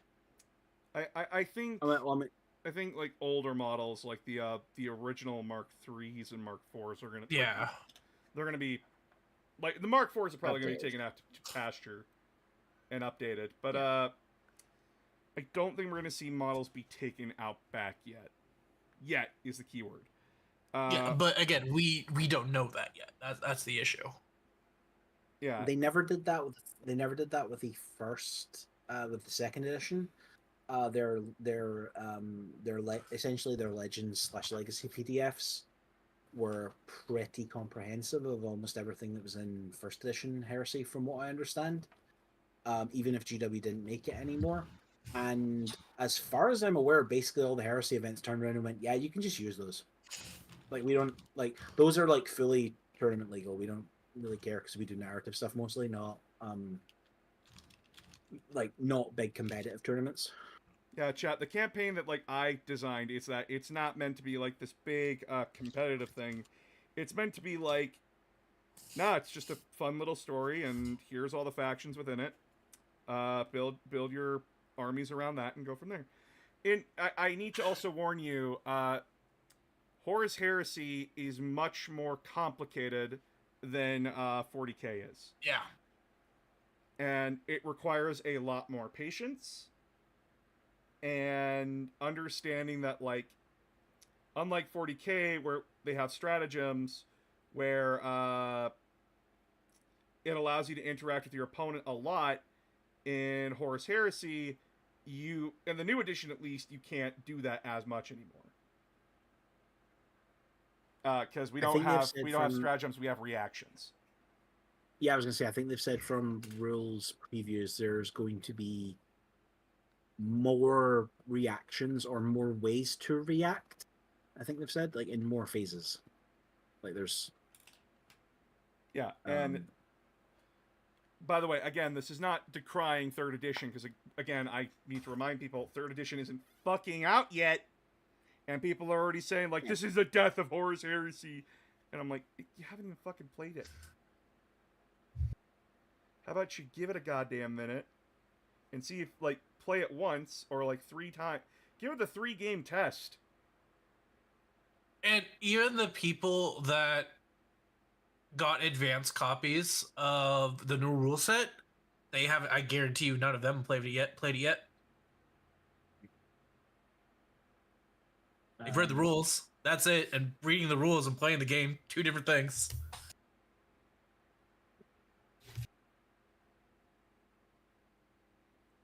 Like, if it's bad, it's bad. Yeah. But until we know, and until we get to play it, can't say shit. Mm-hmm. And this shouldn't be like, I hate this. This shouldn't be this shouldn't be a controversial opinion on my end, but apparently it's controversial. But why can't we just wait for something to come out and then judge it when we play it? Why do we have to have an opinion immediately? That doesn't get clicks. Yeah. Yeah. This is actually something I've been thinking about recently because I was talking about it with someone. So there's like a narrative that's going on at the moment, which is GW in particular is just going too fast. Like it's just putting out too much stuff too fast. And I can sort of see that, like, from, and like a lot of the creators are talking about this. Like, it was too much too quickly. It's not you're not gonna have time to get excited about something before they're moving on to hyping up something else. And it's a complaint I've seen a lot in Magic as well. Like, a lot of the Magic content people talk about it. Like, Wizards of the Coast is just putting out too many sets, like, too quickly. You're like, it's basically one preview season into one preview season into one preview. Like, there's never any break. And I'm sort of sitting there going, I was having a chat with someone about it, and there's like,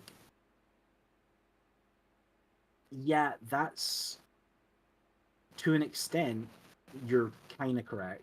But also, to an extent, the reason you feel that way as a content creator who makes content based on Warhammer 40k is that you have to cover everything. But by the way, as a 40k content creator, I'm not covering, like, the news and everything about, like, new models and shit. Yeah. And by the way, even that's really fucking slow. That's really fucking slow. But like if you're like one person is like, I'm like a painting channel, so I've got to like paint like the newest thing that comes out every month because that's what's going to be like rewarded by the algorithm. I can understand how that feels like a fast release schedule. If you're me, who collects, like, I have a main 40k army. It's Leagues of Votann.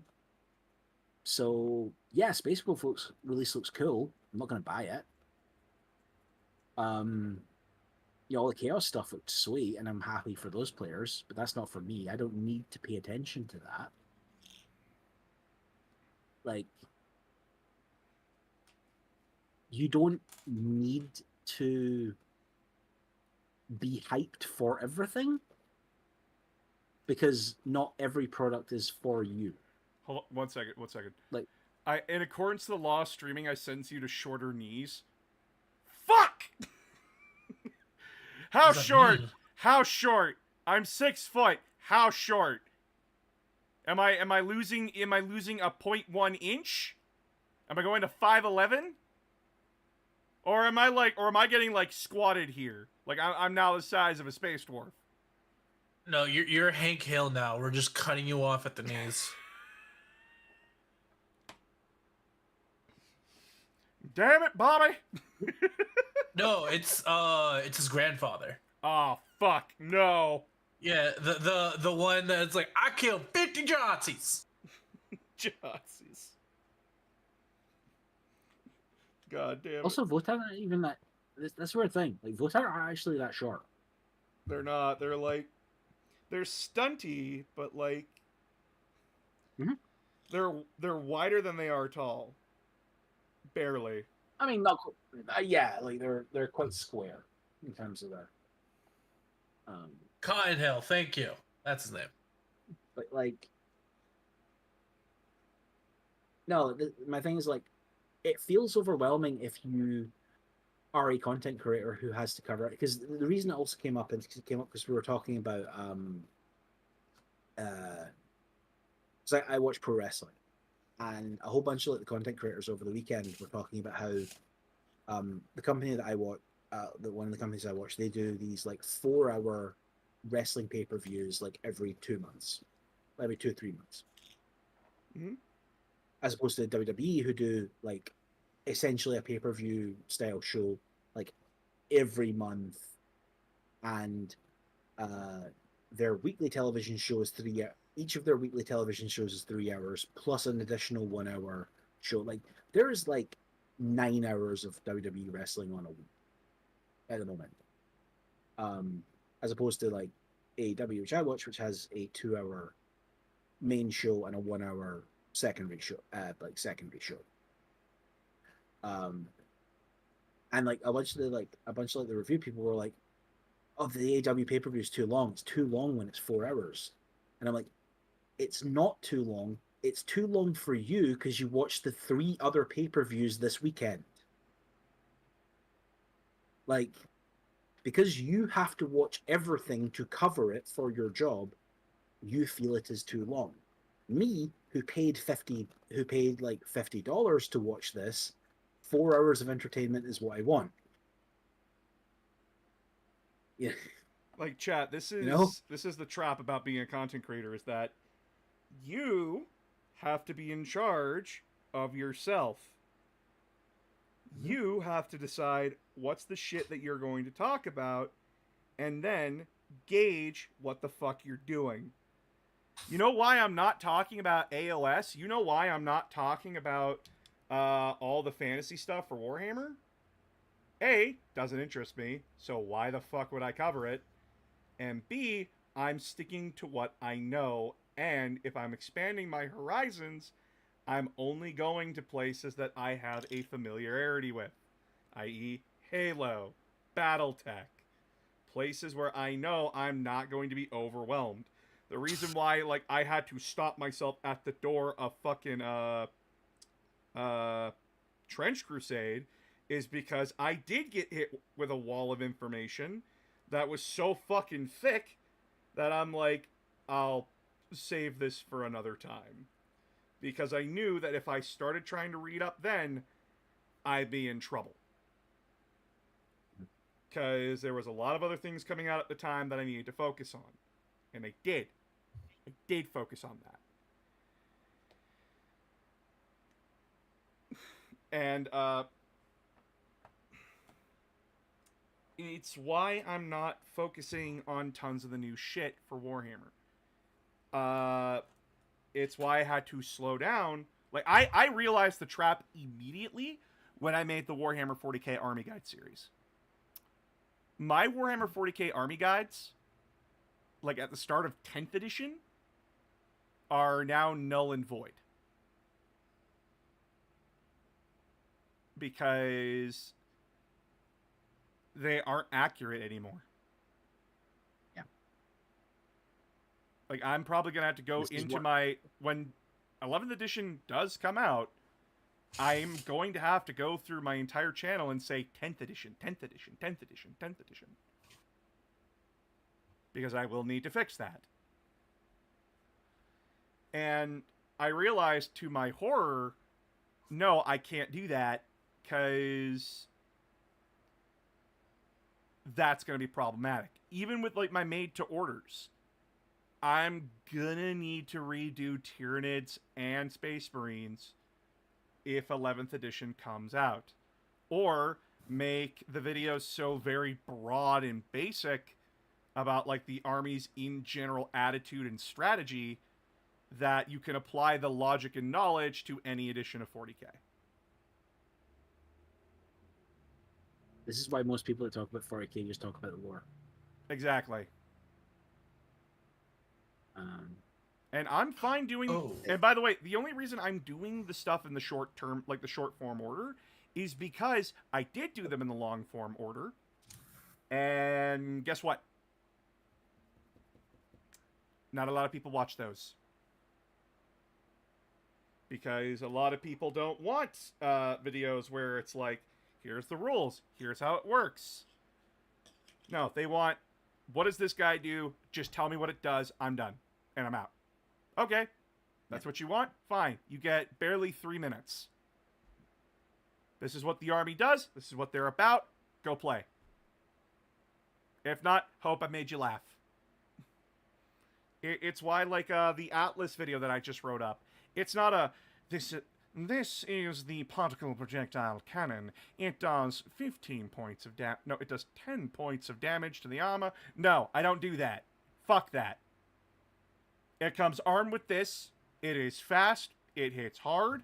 It is considered one of the best mechs in the game. It is considered to be, it is a jack of all trades when you're building it. But when you're building it, you better find a role for it goddamn quick. And then you stick to that role for the lance. I just said a whole bunch of words that no one's going to get. Wait. it's fine. It's fine. I personally appreciated you starting with scout mechs. Were the Mantis Warriors always a successor of the White Scars? When they were first introduced, we didn't know what they were, but then they were sort of like slid Confirmed into. to be the, Yeah, they were the bad sort of. habits Okay. confirmed to be that. Yeah. Okay, yeah, because they just put out like what the armor set and the new successor chapters are for Space Marine 2 are. Oh, cool. Oh, White Scars? Sweet. Yeah. White Scars, it's gonna be for the assault class, which I really like.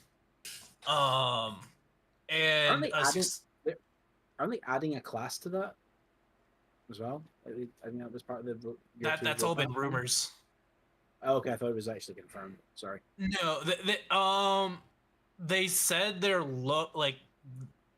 they're considering it, but they have not said if they are going to or not. Okay. And they also announced that for the new Horde mode, that you can call in reinforcements to your team. I still want to have a server-wide fight. Astra Militarum is actually one of the reinforcements you call in, which is cool. I want to have that server-wide fight in Space Marine 2. I do too. But That'd be really fun. that's a great This documentary one would be a voice good you got there. Thank you. Long form is oversaturated when you have people like Luton in Baltimore cornering that and dropping 3-hour docu-vids. That is another thing, is that there are this is another problem that I ran into for 40k when coming to talk to people about it. And why I'm doing it the way that I'm doing it. There are those long form videos that over dramatize and add in, let's put it this way, extra fluff into the stuff, so that way they can expand out the video and make 40k seem more dramatic and more interesting. And that's perfectly fine. That is perfectly fine. I like long video essays. I like long video essays too. I watch Overly Sarcastic Productions. I just watched their new Marvel video. God damn it. But when newcomers are coming into Warhammer and they see that 3-hour wall, that's intimidating, and most people don't want to fucking deal with that. Now, to people like me, Will, and TCOM, who are autistic and love that shit, oh, we will happily sit down and listen to that while we paint. But to other people who just want to know what is this and why should I care, that's a different story. It's why my videos are bite-sized. It's why, even now, how long was Pariah Nexus? Go on the Patreon quick. maybe 10 minutes. Pariah Nexus is 13 minutes and 4 seconds. Okay. Which you can watch it now on Patreon. And some of that's intro and outro. Yeah, some of that's intro and outro. So in reality, it's 11 minutes, 30 seconds to 12 minutes. And again, this is not to like say like those long form videos aren't good. They are good. They are very good. They are very well made. Like the best example is Bricky's new Warhammer Factions video. But I want you to really think what Bricky's doing compared to what everyone else is doing. Bricky's 2-hour video makes it funny. He makes it funny. And essentially, he covers a faction in about 5 to 10 minutes. Along with, if that, covering over their major, like, the major events that make that faction. That's it. And he has to break that video down into 2 parts to make it not overwhelming. And it already is overwhelming. I, on the other hand, am doing Need to Know. I am taking the Cliff Notes version of events that happened in Warhammer 40k. I am making them digestible and easy to understand so that newcomers and people who are interested or their friends can finally understand what the fuck we're talking about.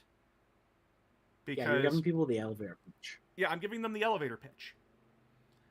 And I am sitting here, like, I already went through Arcs of Omen, and Arcs of Omen was very easy to get through, because, like, 2 of the books are... One of the book is Angron smashes a thing, and the 4th book is, okay, the first quarter is Vashtor's guys get away with the thing, now here's Farsight getting fucked and probably going to be corrupted by Khorne by the end of it. That's book 4. Okay, I can entirely write that shit off, because that's not important.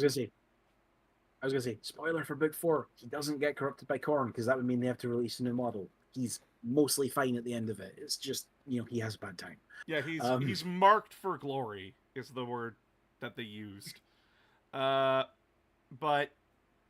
now I've also run into another wall. I'm now caught up on modern 40k. What the fuck do I talk about now? Well, I talk about Arcs of Omen, I talk about Gathering Storm. Okay. But inevitably, someone's going to ask, where's Need to Know Horus Heresy? Oh, God. And I'm terrified. Because... Where is Need to Know Horus Heresy? Well, like...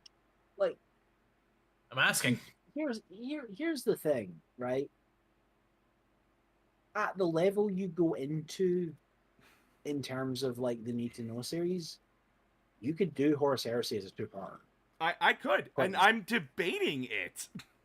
Because, like, how do you talk about the Horus Heresy without leaving out anything that you feel like is a major important part of it? Because I'm sitting here going, okay, do I bring up that Horus isn't the first traitor because it was Lorgar? Or do I bring up that the problems of the Imperium weighing down on Horus? Or do I ignore that? How do you go about... Do I mention Loken? Who is a pivotal part of the end? Mm-hmm. How do I do this? Where do I go? And it's an entire thing that I need to plan out. Because with the modern 40k stories, it's a very simple straight line of Faction A is doing this, Faction B is responding this way. I.e., Tyrannic War. Tyranids are showing up and eating shit. Imperium responds thusly. Pariah Nexus. Necron, the Silent King, has begun an experiment with the Pariah Nexus. Faction B accidentally walked into it. I am pointing at the convoluted mess that is the Horus Heresy book timeline. Kill me. Remember that? You see, Remember you have a comprehensive timeline from book 1, but everything goes off the rails when you get to book 5. Like, that's the sort of thing. Like, I genuinely believe that you can, if you explain the setup to the if you explain the setup, if you explain those first 5 books basically. You can then say there is then a 10-year war in which there are literally hundreds of side stories. I kind of want to make a At joke. the end of I kind of want to make a joke where like I'm road runnering the fucking events, like like the big talking points. Like for example, so Horus begins the Horus Heresy, and now here is a 2-minute run through of the events that happen for 14 goddamn years. I mean, if you want to rip off the shtick entirely, you could do it in the form of song. Do it like Yakko Warner. Yeah, yes. Drop set massacre. I have since given up on this idea because trying to do it is almost impossible. But I came across a dude on Reddit who had figured out exactly what takes place when for all the Horus Heresy books. And it's literally like, okay, for Horus Rising, you're going to stop at page 49, go read this book up until chapter 9, go and finish Horus Rising, and then for the next book, you're going to stop at this paragraph, go read a chapter from this book, and it's just that for the entire series. And I'm just like, nope, I'm not doing that. That's way too much effort. Someone did did it as a film project, and it was up until I want to say it was up until Eternals they did it, which is they cut together the Marvel Cinematic Universe in chronological order. Oh God. By the way, I also went out of my way to go find the Yakko Warner, the Yakko's World Karaoke, just so I'm thinking here like, how the fuck would I do that? Drop set massacre, Battle of Calth.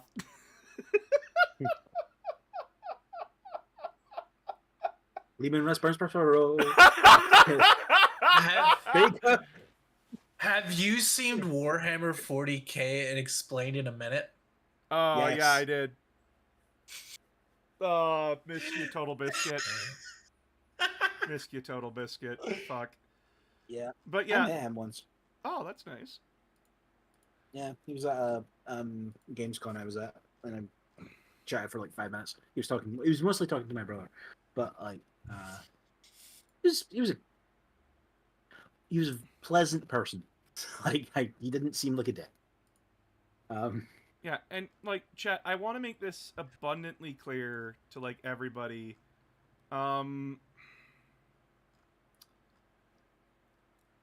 It's a project. It's going to be a project. Because Horus Heresy is over 60 books long. I don't give a shit that they put a different fucking title on Siege of Terra. It's Horus Heresy. Fuck off. We might still be getting Scouring books, apparently. Oh, give me the Scouring, please. But yeah, like, I'm sitting or like, here... Or like a short story collection, apparently. Oh, cool. I would love that. But I do want the Iron Cage. I want that. We all want the Iron Cage, because I want to see Perturabo throw a tantrum. But, he throws a tantrum because Gilliman shows up. Yeah, I want the tantrum! So, like, the idea comes down to, I have to go through, find the main points, and then I have to form them into a list of, is this necessary knowledge, or is this, good detail, not needed? Like, in my head, I have the 3 points. I have the 3 points in my head. There's the Drop Site Massacre, which really starts the Horus Heresy off. Like, that's where, like, it officially begins. Then there's the Battle of Moloch, which is where Horus gets the powers that give him the ability to challenge the Emperor. And then there's the Siege of Terra. And I'd throw in Hydra Cordatus in there as well.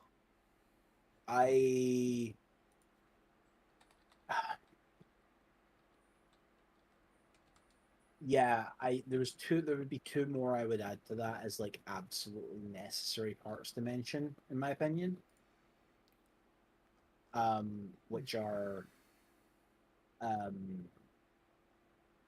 think you should mention the Serpent Lodge because that's important. Yeah, like the lodges and such. Like this is Well, the the problem, Serp- chat. the Serpent The list just keeps getting bigger. The Serpent Lodge on Davin is like pivotal to Horus. And Magnus trying to warn the Emperor is the other, like, I would argue, most important plot point because it is the reason the Emperor doesn't just stop Horus. Yeah, it's a ton of different things because it's like, because I have people asking me all the time, why didn't the Emperor stop Horus? And I'm like, oh, because he got stuck sitting on a big chair because his other son couldn't do nothing. Because Magnus did nothing wrong. Oh, Magnus was busy doing nothing wrong. Oh, that needs to be the line in the song. Magnus did nothing wrong. It's like the.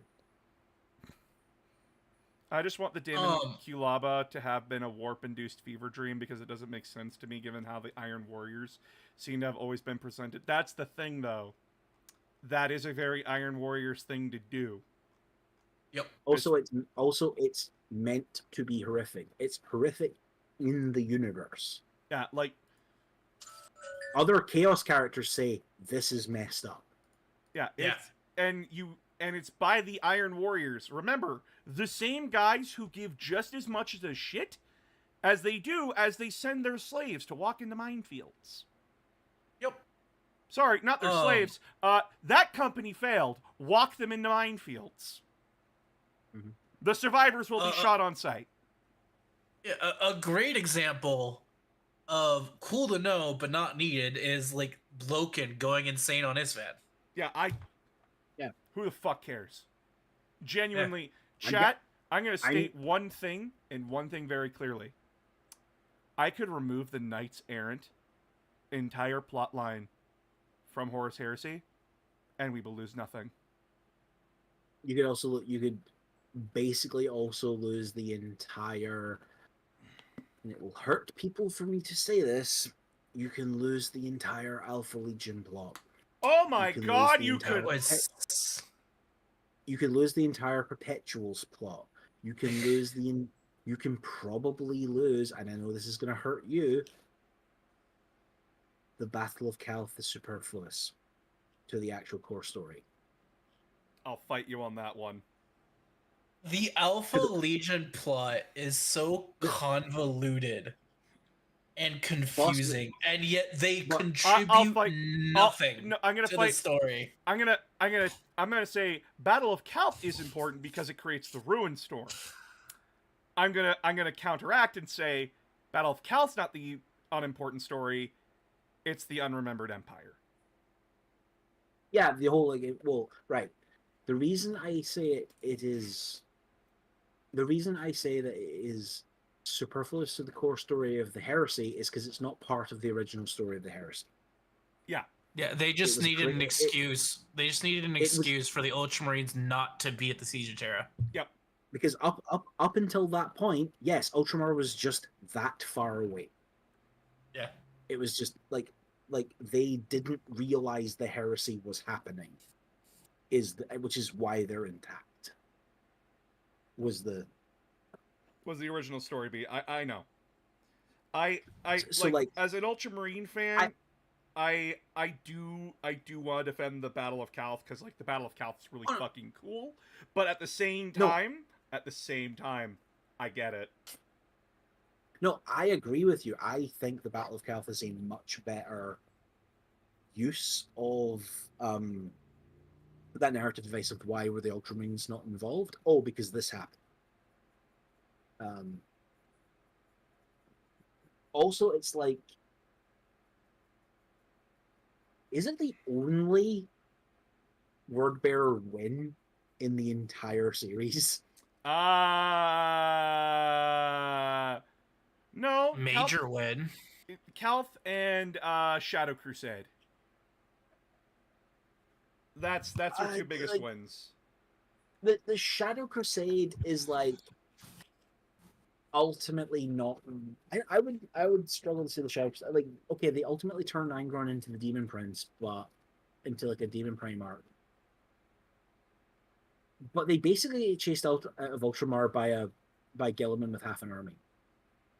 Like, They get chased out by Lionel Johnson, I think. yeah, sorry, the Dark Age. Yeah, so like they don't ultimately win even that. Like, Calth is like the only one that you look at and go, yeah, Warbearers just win here. Yeah, it's Like that's what I like about No Fear, is that it's not an Ultramarine win, it's them clawing something back. It's not a win by a wide margin. It's the Horus Heresy is happening, Ultramarines. What are you gonna do about it?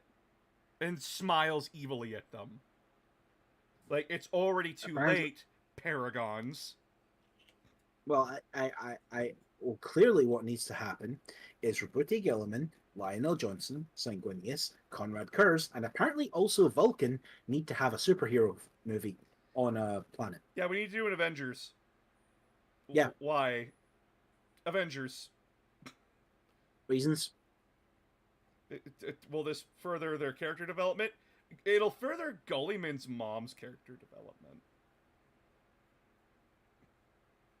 How? That's like the one thing. That's like the one thing from one of the things from Unremembered Empire. no, from like Dornian Heresy that was like actually like genuinely kind of cool and interesting was like what the characterization they gave the Night Lords, because they stay loyalist. Oh right, yeah. And their whole thing that people came up with for them was they basically sort of rework their core idea into we shall make ourselves into that which demons fear. Like, we will make no, as in like they were like we're going to be so terrible that we're going to strike fear into like the demons from hell, kind of like mentality. Which is a pretty fucking metal mentality to have.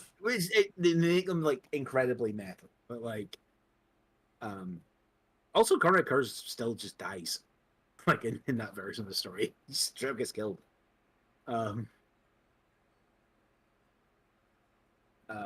Yeah. Okay, I'm not, cursed. I'm cursed. Not, I heard my wife playing Balatro. I instantly recognized the fucking sound. How's your game going, babe?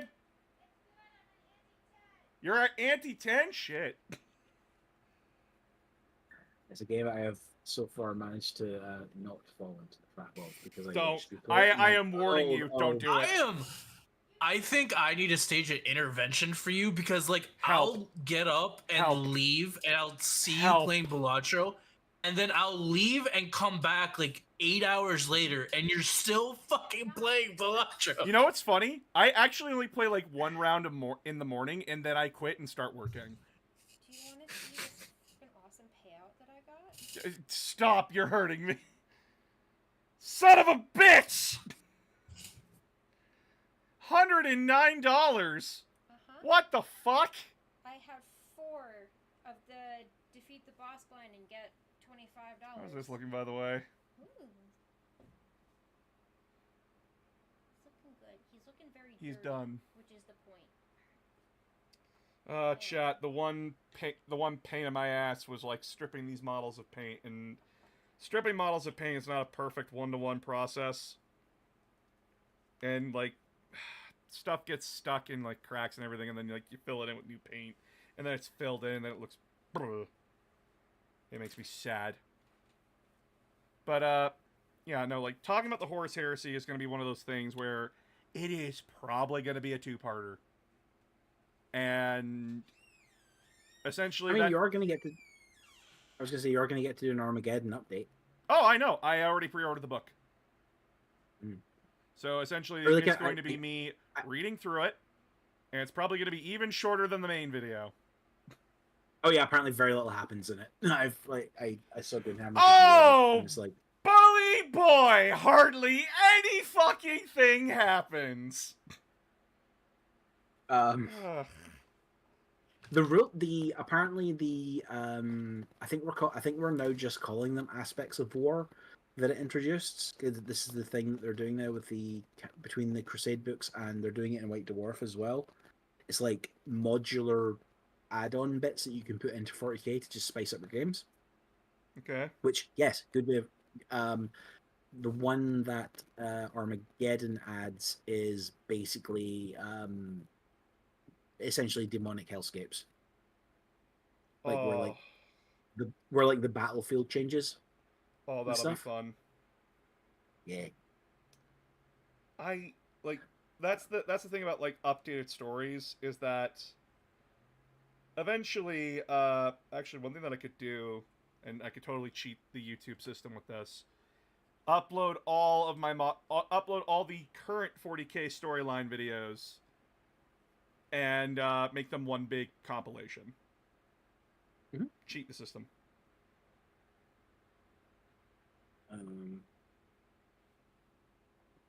That's why I'm looking at it. I'm like, I am genuinely wondering if the 11th edition launch box is Armageddon themed. That would probably make a 'cause if lot of sense. Because if the rumor is that it's orcs, or like Ultramarines can show up on Armageddon, it's fine. Like they've been there before. Or Ultramarines versus orcs, but it's Armageddon themed. I think it's kind of fun. It'll be like and we get like the next story bit. Actually, so we haven't gotten the Dark Eldar Codex yet. Nope. And I have this sneaking suspicion. Mm-hmm.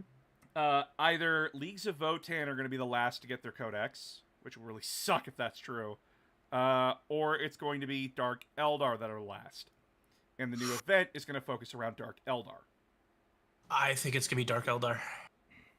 See, I would think it was going to be Dark Eldar because I think they need the biggest range refresh. They do. Yep. But like, it's this horrible thing of like, I'm gonna straight up say it. Valrak was right about the Space Wolf stuff months out. Like he was right about that like last year, like almost to the mod, like what they got. And he's been saying orcs. So like, Has he been like rubbing it in people's faces about how right he's been? no, but like, because now he's not talking about like he thinks the Russ is coming out by the end of the edition, which he might. I did remember one guy. I'm going to the tournament with him. He said, and I quote, "I don't want Russ to come back because it kind of fucks with like the end saga kind of a thing in my head. Like he should come back for like the end time of 40k, and it feels like 40k is ending if he does come back."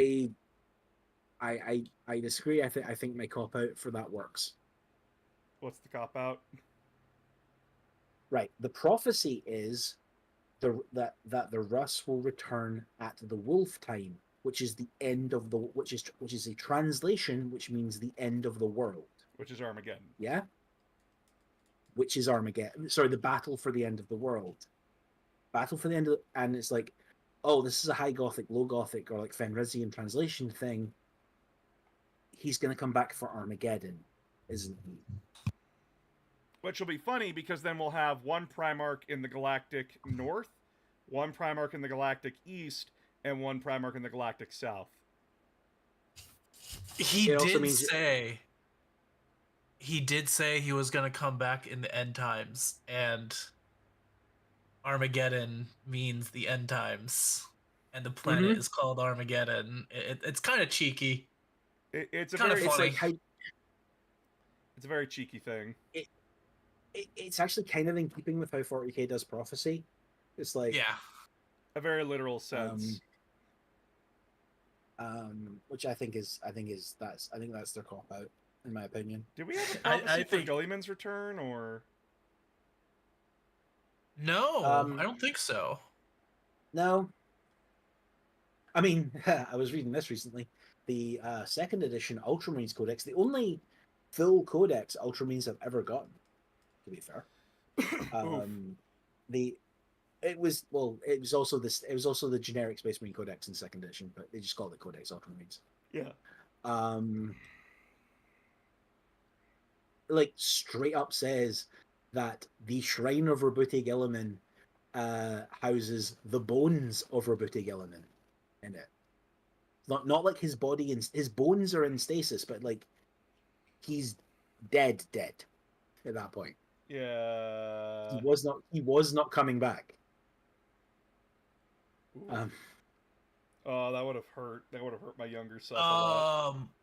I mean, so again, this is coming from Reddit, so take it with a grain of salt. But apparently the Emperor's final words to Guilliman is, "My son, one day you will return."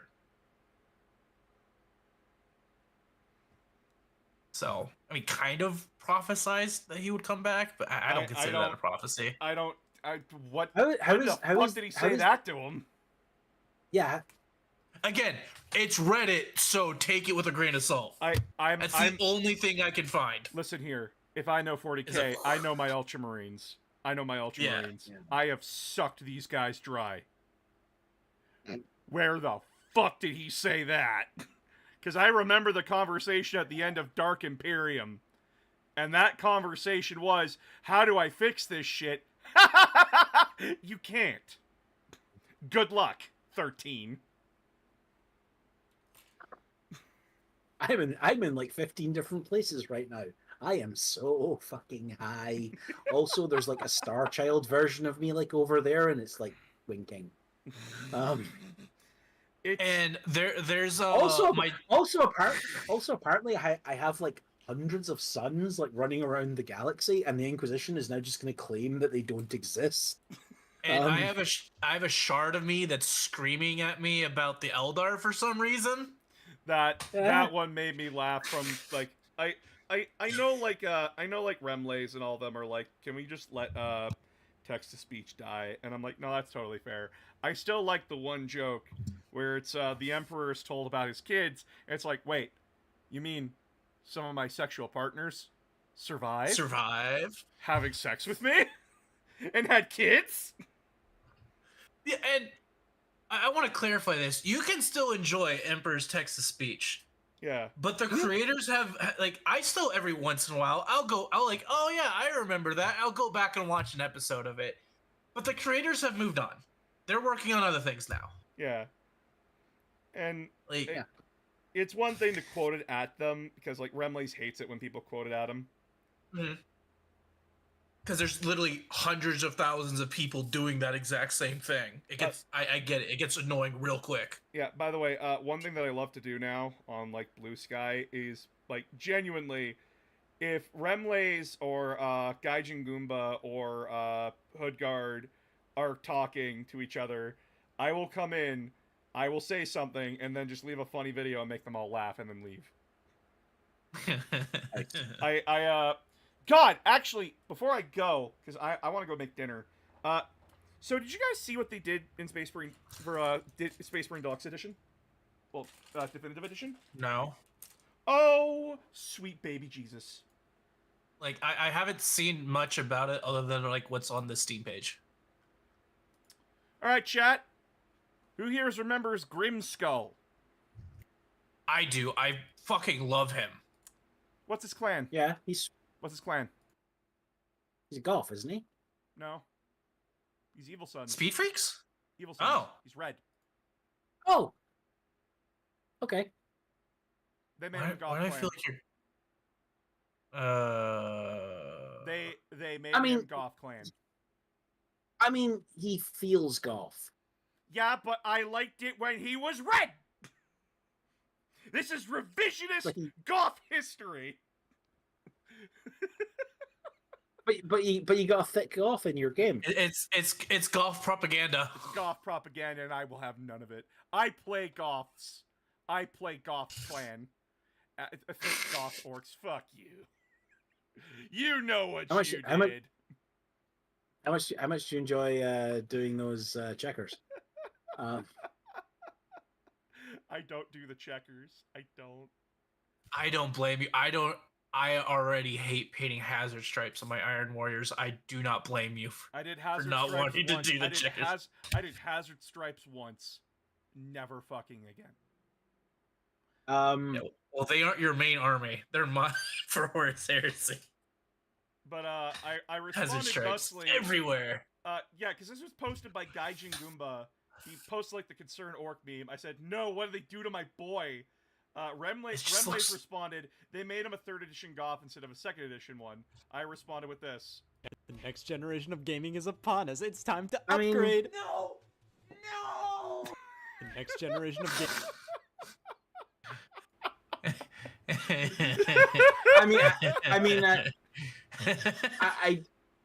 I do kind of like I do sort of like the in joke that they updated the game, so he moved into 3rd edition, and therefore he had to get rid of the red because we moved out of the red period. Aww. The more I look at it with the black, the more I'm just like, this isn't right. He It's needs not. to be red. He needs to be He red! needs more. He needs more color. Yeah, like that game was Also Goths can wear red, and he is clearly a Goth in the original as well because he's got the checkers. Yeah, but I'm sitting here like, this game is already so fucking drab. He was literally the only other color palette in the fucking game. No, there's yellow. There's yellow on the orcs too. Yeah, but it blends in with the brown. There's a little bit of red in the game because we get the Blood Riven show up in it. Yeah, for like 4 seconds. Hmm? They're there for the final bridge assault. That's it. Yep. By the way, if they replaced his color, you know they did it with the rest of the orcs in the game. I'm kind of hoping it's not final. Like art. God, I hope make sense? not. God, I hope not. At the same time, I'm like, it's probably gonna be final, and I'm gonna have to accept it. It's not like I'm gonna play it again. I've already played Space Marine 1 to death. And no one's gonna care about Space Marine 1, I think, because like Space Marine 2's out. I'll play it. I'll go back and play it. Yeah, I'm talking I more like for like Space stream. Marine I mean more for like stream. Yeah. Maybe do like one stream for it, like when it comes out. But other Here's than the that, plot. Here's the plot. It would have been useful to know for.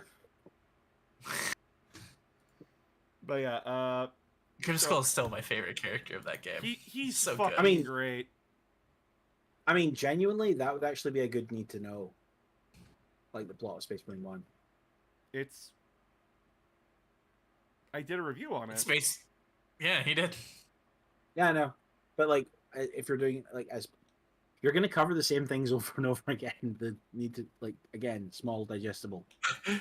No. Here's what you need to do: take your Space Marine 2, and then just replace everything and re-record the one line saying Space Marine 1, but do it extremely badly, so it's very obvious. Yes. Oh man, what's the plot of Space Marine 1? Well, you see, an orc invasion invades a forge world, uncovering a inquisitorial secret weapon, and then you try to use the secret weapon against the orcs. It turns out it's a chaos secret weapon, and a portal opens, so you go stop the chaos in a stupid boss fight, and then you're accused of heresy. Game ends. Okay, Now, that's Space just Marine 2's plot. Now just take that plot, make it shorter and dumber. Space Marine 2. Yeah, just throw out Swap chaos out the or- and swap out- adding Necrons! Swap out the orcs or turn. and reference the Necrons, but don't you dare actually show one. What were you gonna say, Will? No, I was gonna say like just swap out the orcs for Tyranids and the chaos Chaos for Thousand Suns Yeah. and Oh, and Uh, Chaos Undivided imply a 2000 Suns. history. By the way, imply a history between the Ultramarine chapter master and this one-shot fuck-off guy named Amura, And then never Mhm. explain it. and never explain it. Why does Amura hate him? I do What did start- Gullyman do to? What did Marnius do to him? I No. do sort of want that. I almost half want that like moment of like Amira just going off on Marinus Calgar, Marinus Calgar going, I don't even know who you are. It's Like- that one scene from Andor. It comes full circle, chat. Like fucking Amura's beating the shit out of him. It's just like, you took everything from me. Who the hell even are you? And then fucking Titus blows his brains out. I know because there's enough people asking for it, they will eventually explain it. I hope they don't. I hope they never explain it, because that's even funnier to me. I looked up Like- his fucking character profile in the data set, in the data vault. It does not say. Yeah.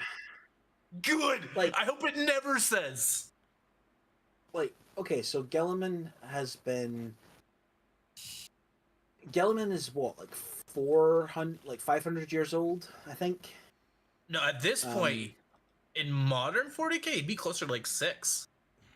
Okay, he's like 600. He's not as old as Logan. Dante? Lo- Oh, okay. Grimnar's old. Grimnar's No, you're older talking now. Marnius, not Roboot. Um, Marnius. Yeah, sorry, Marnius. Yeah, yeah, like Marnius Calgar is arguably probably older than Roboute Gelliman actually. At this point, because Gelliman's like what, maybe 300 years old, if Yeah, that. Great Crusade was like, what, 2 centuries? It was 200 2 years, yeah. centuries, and Yeah.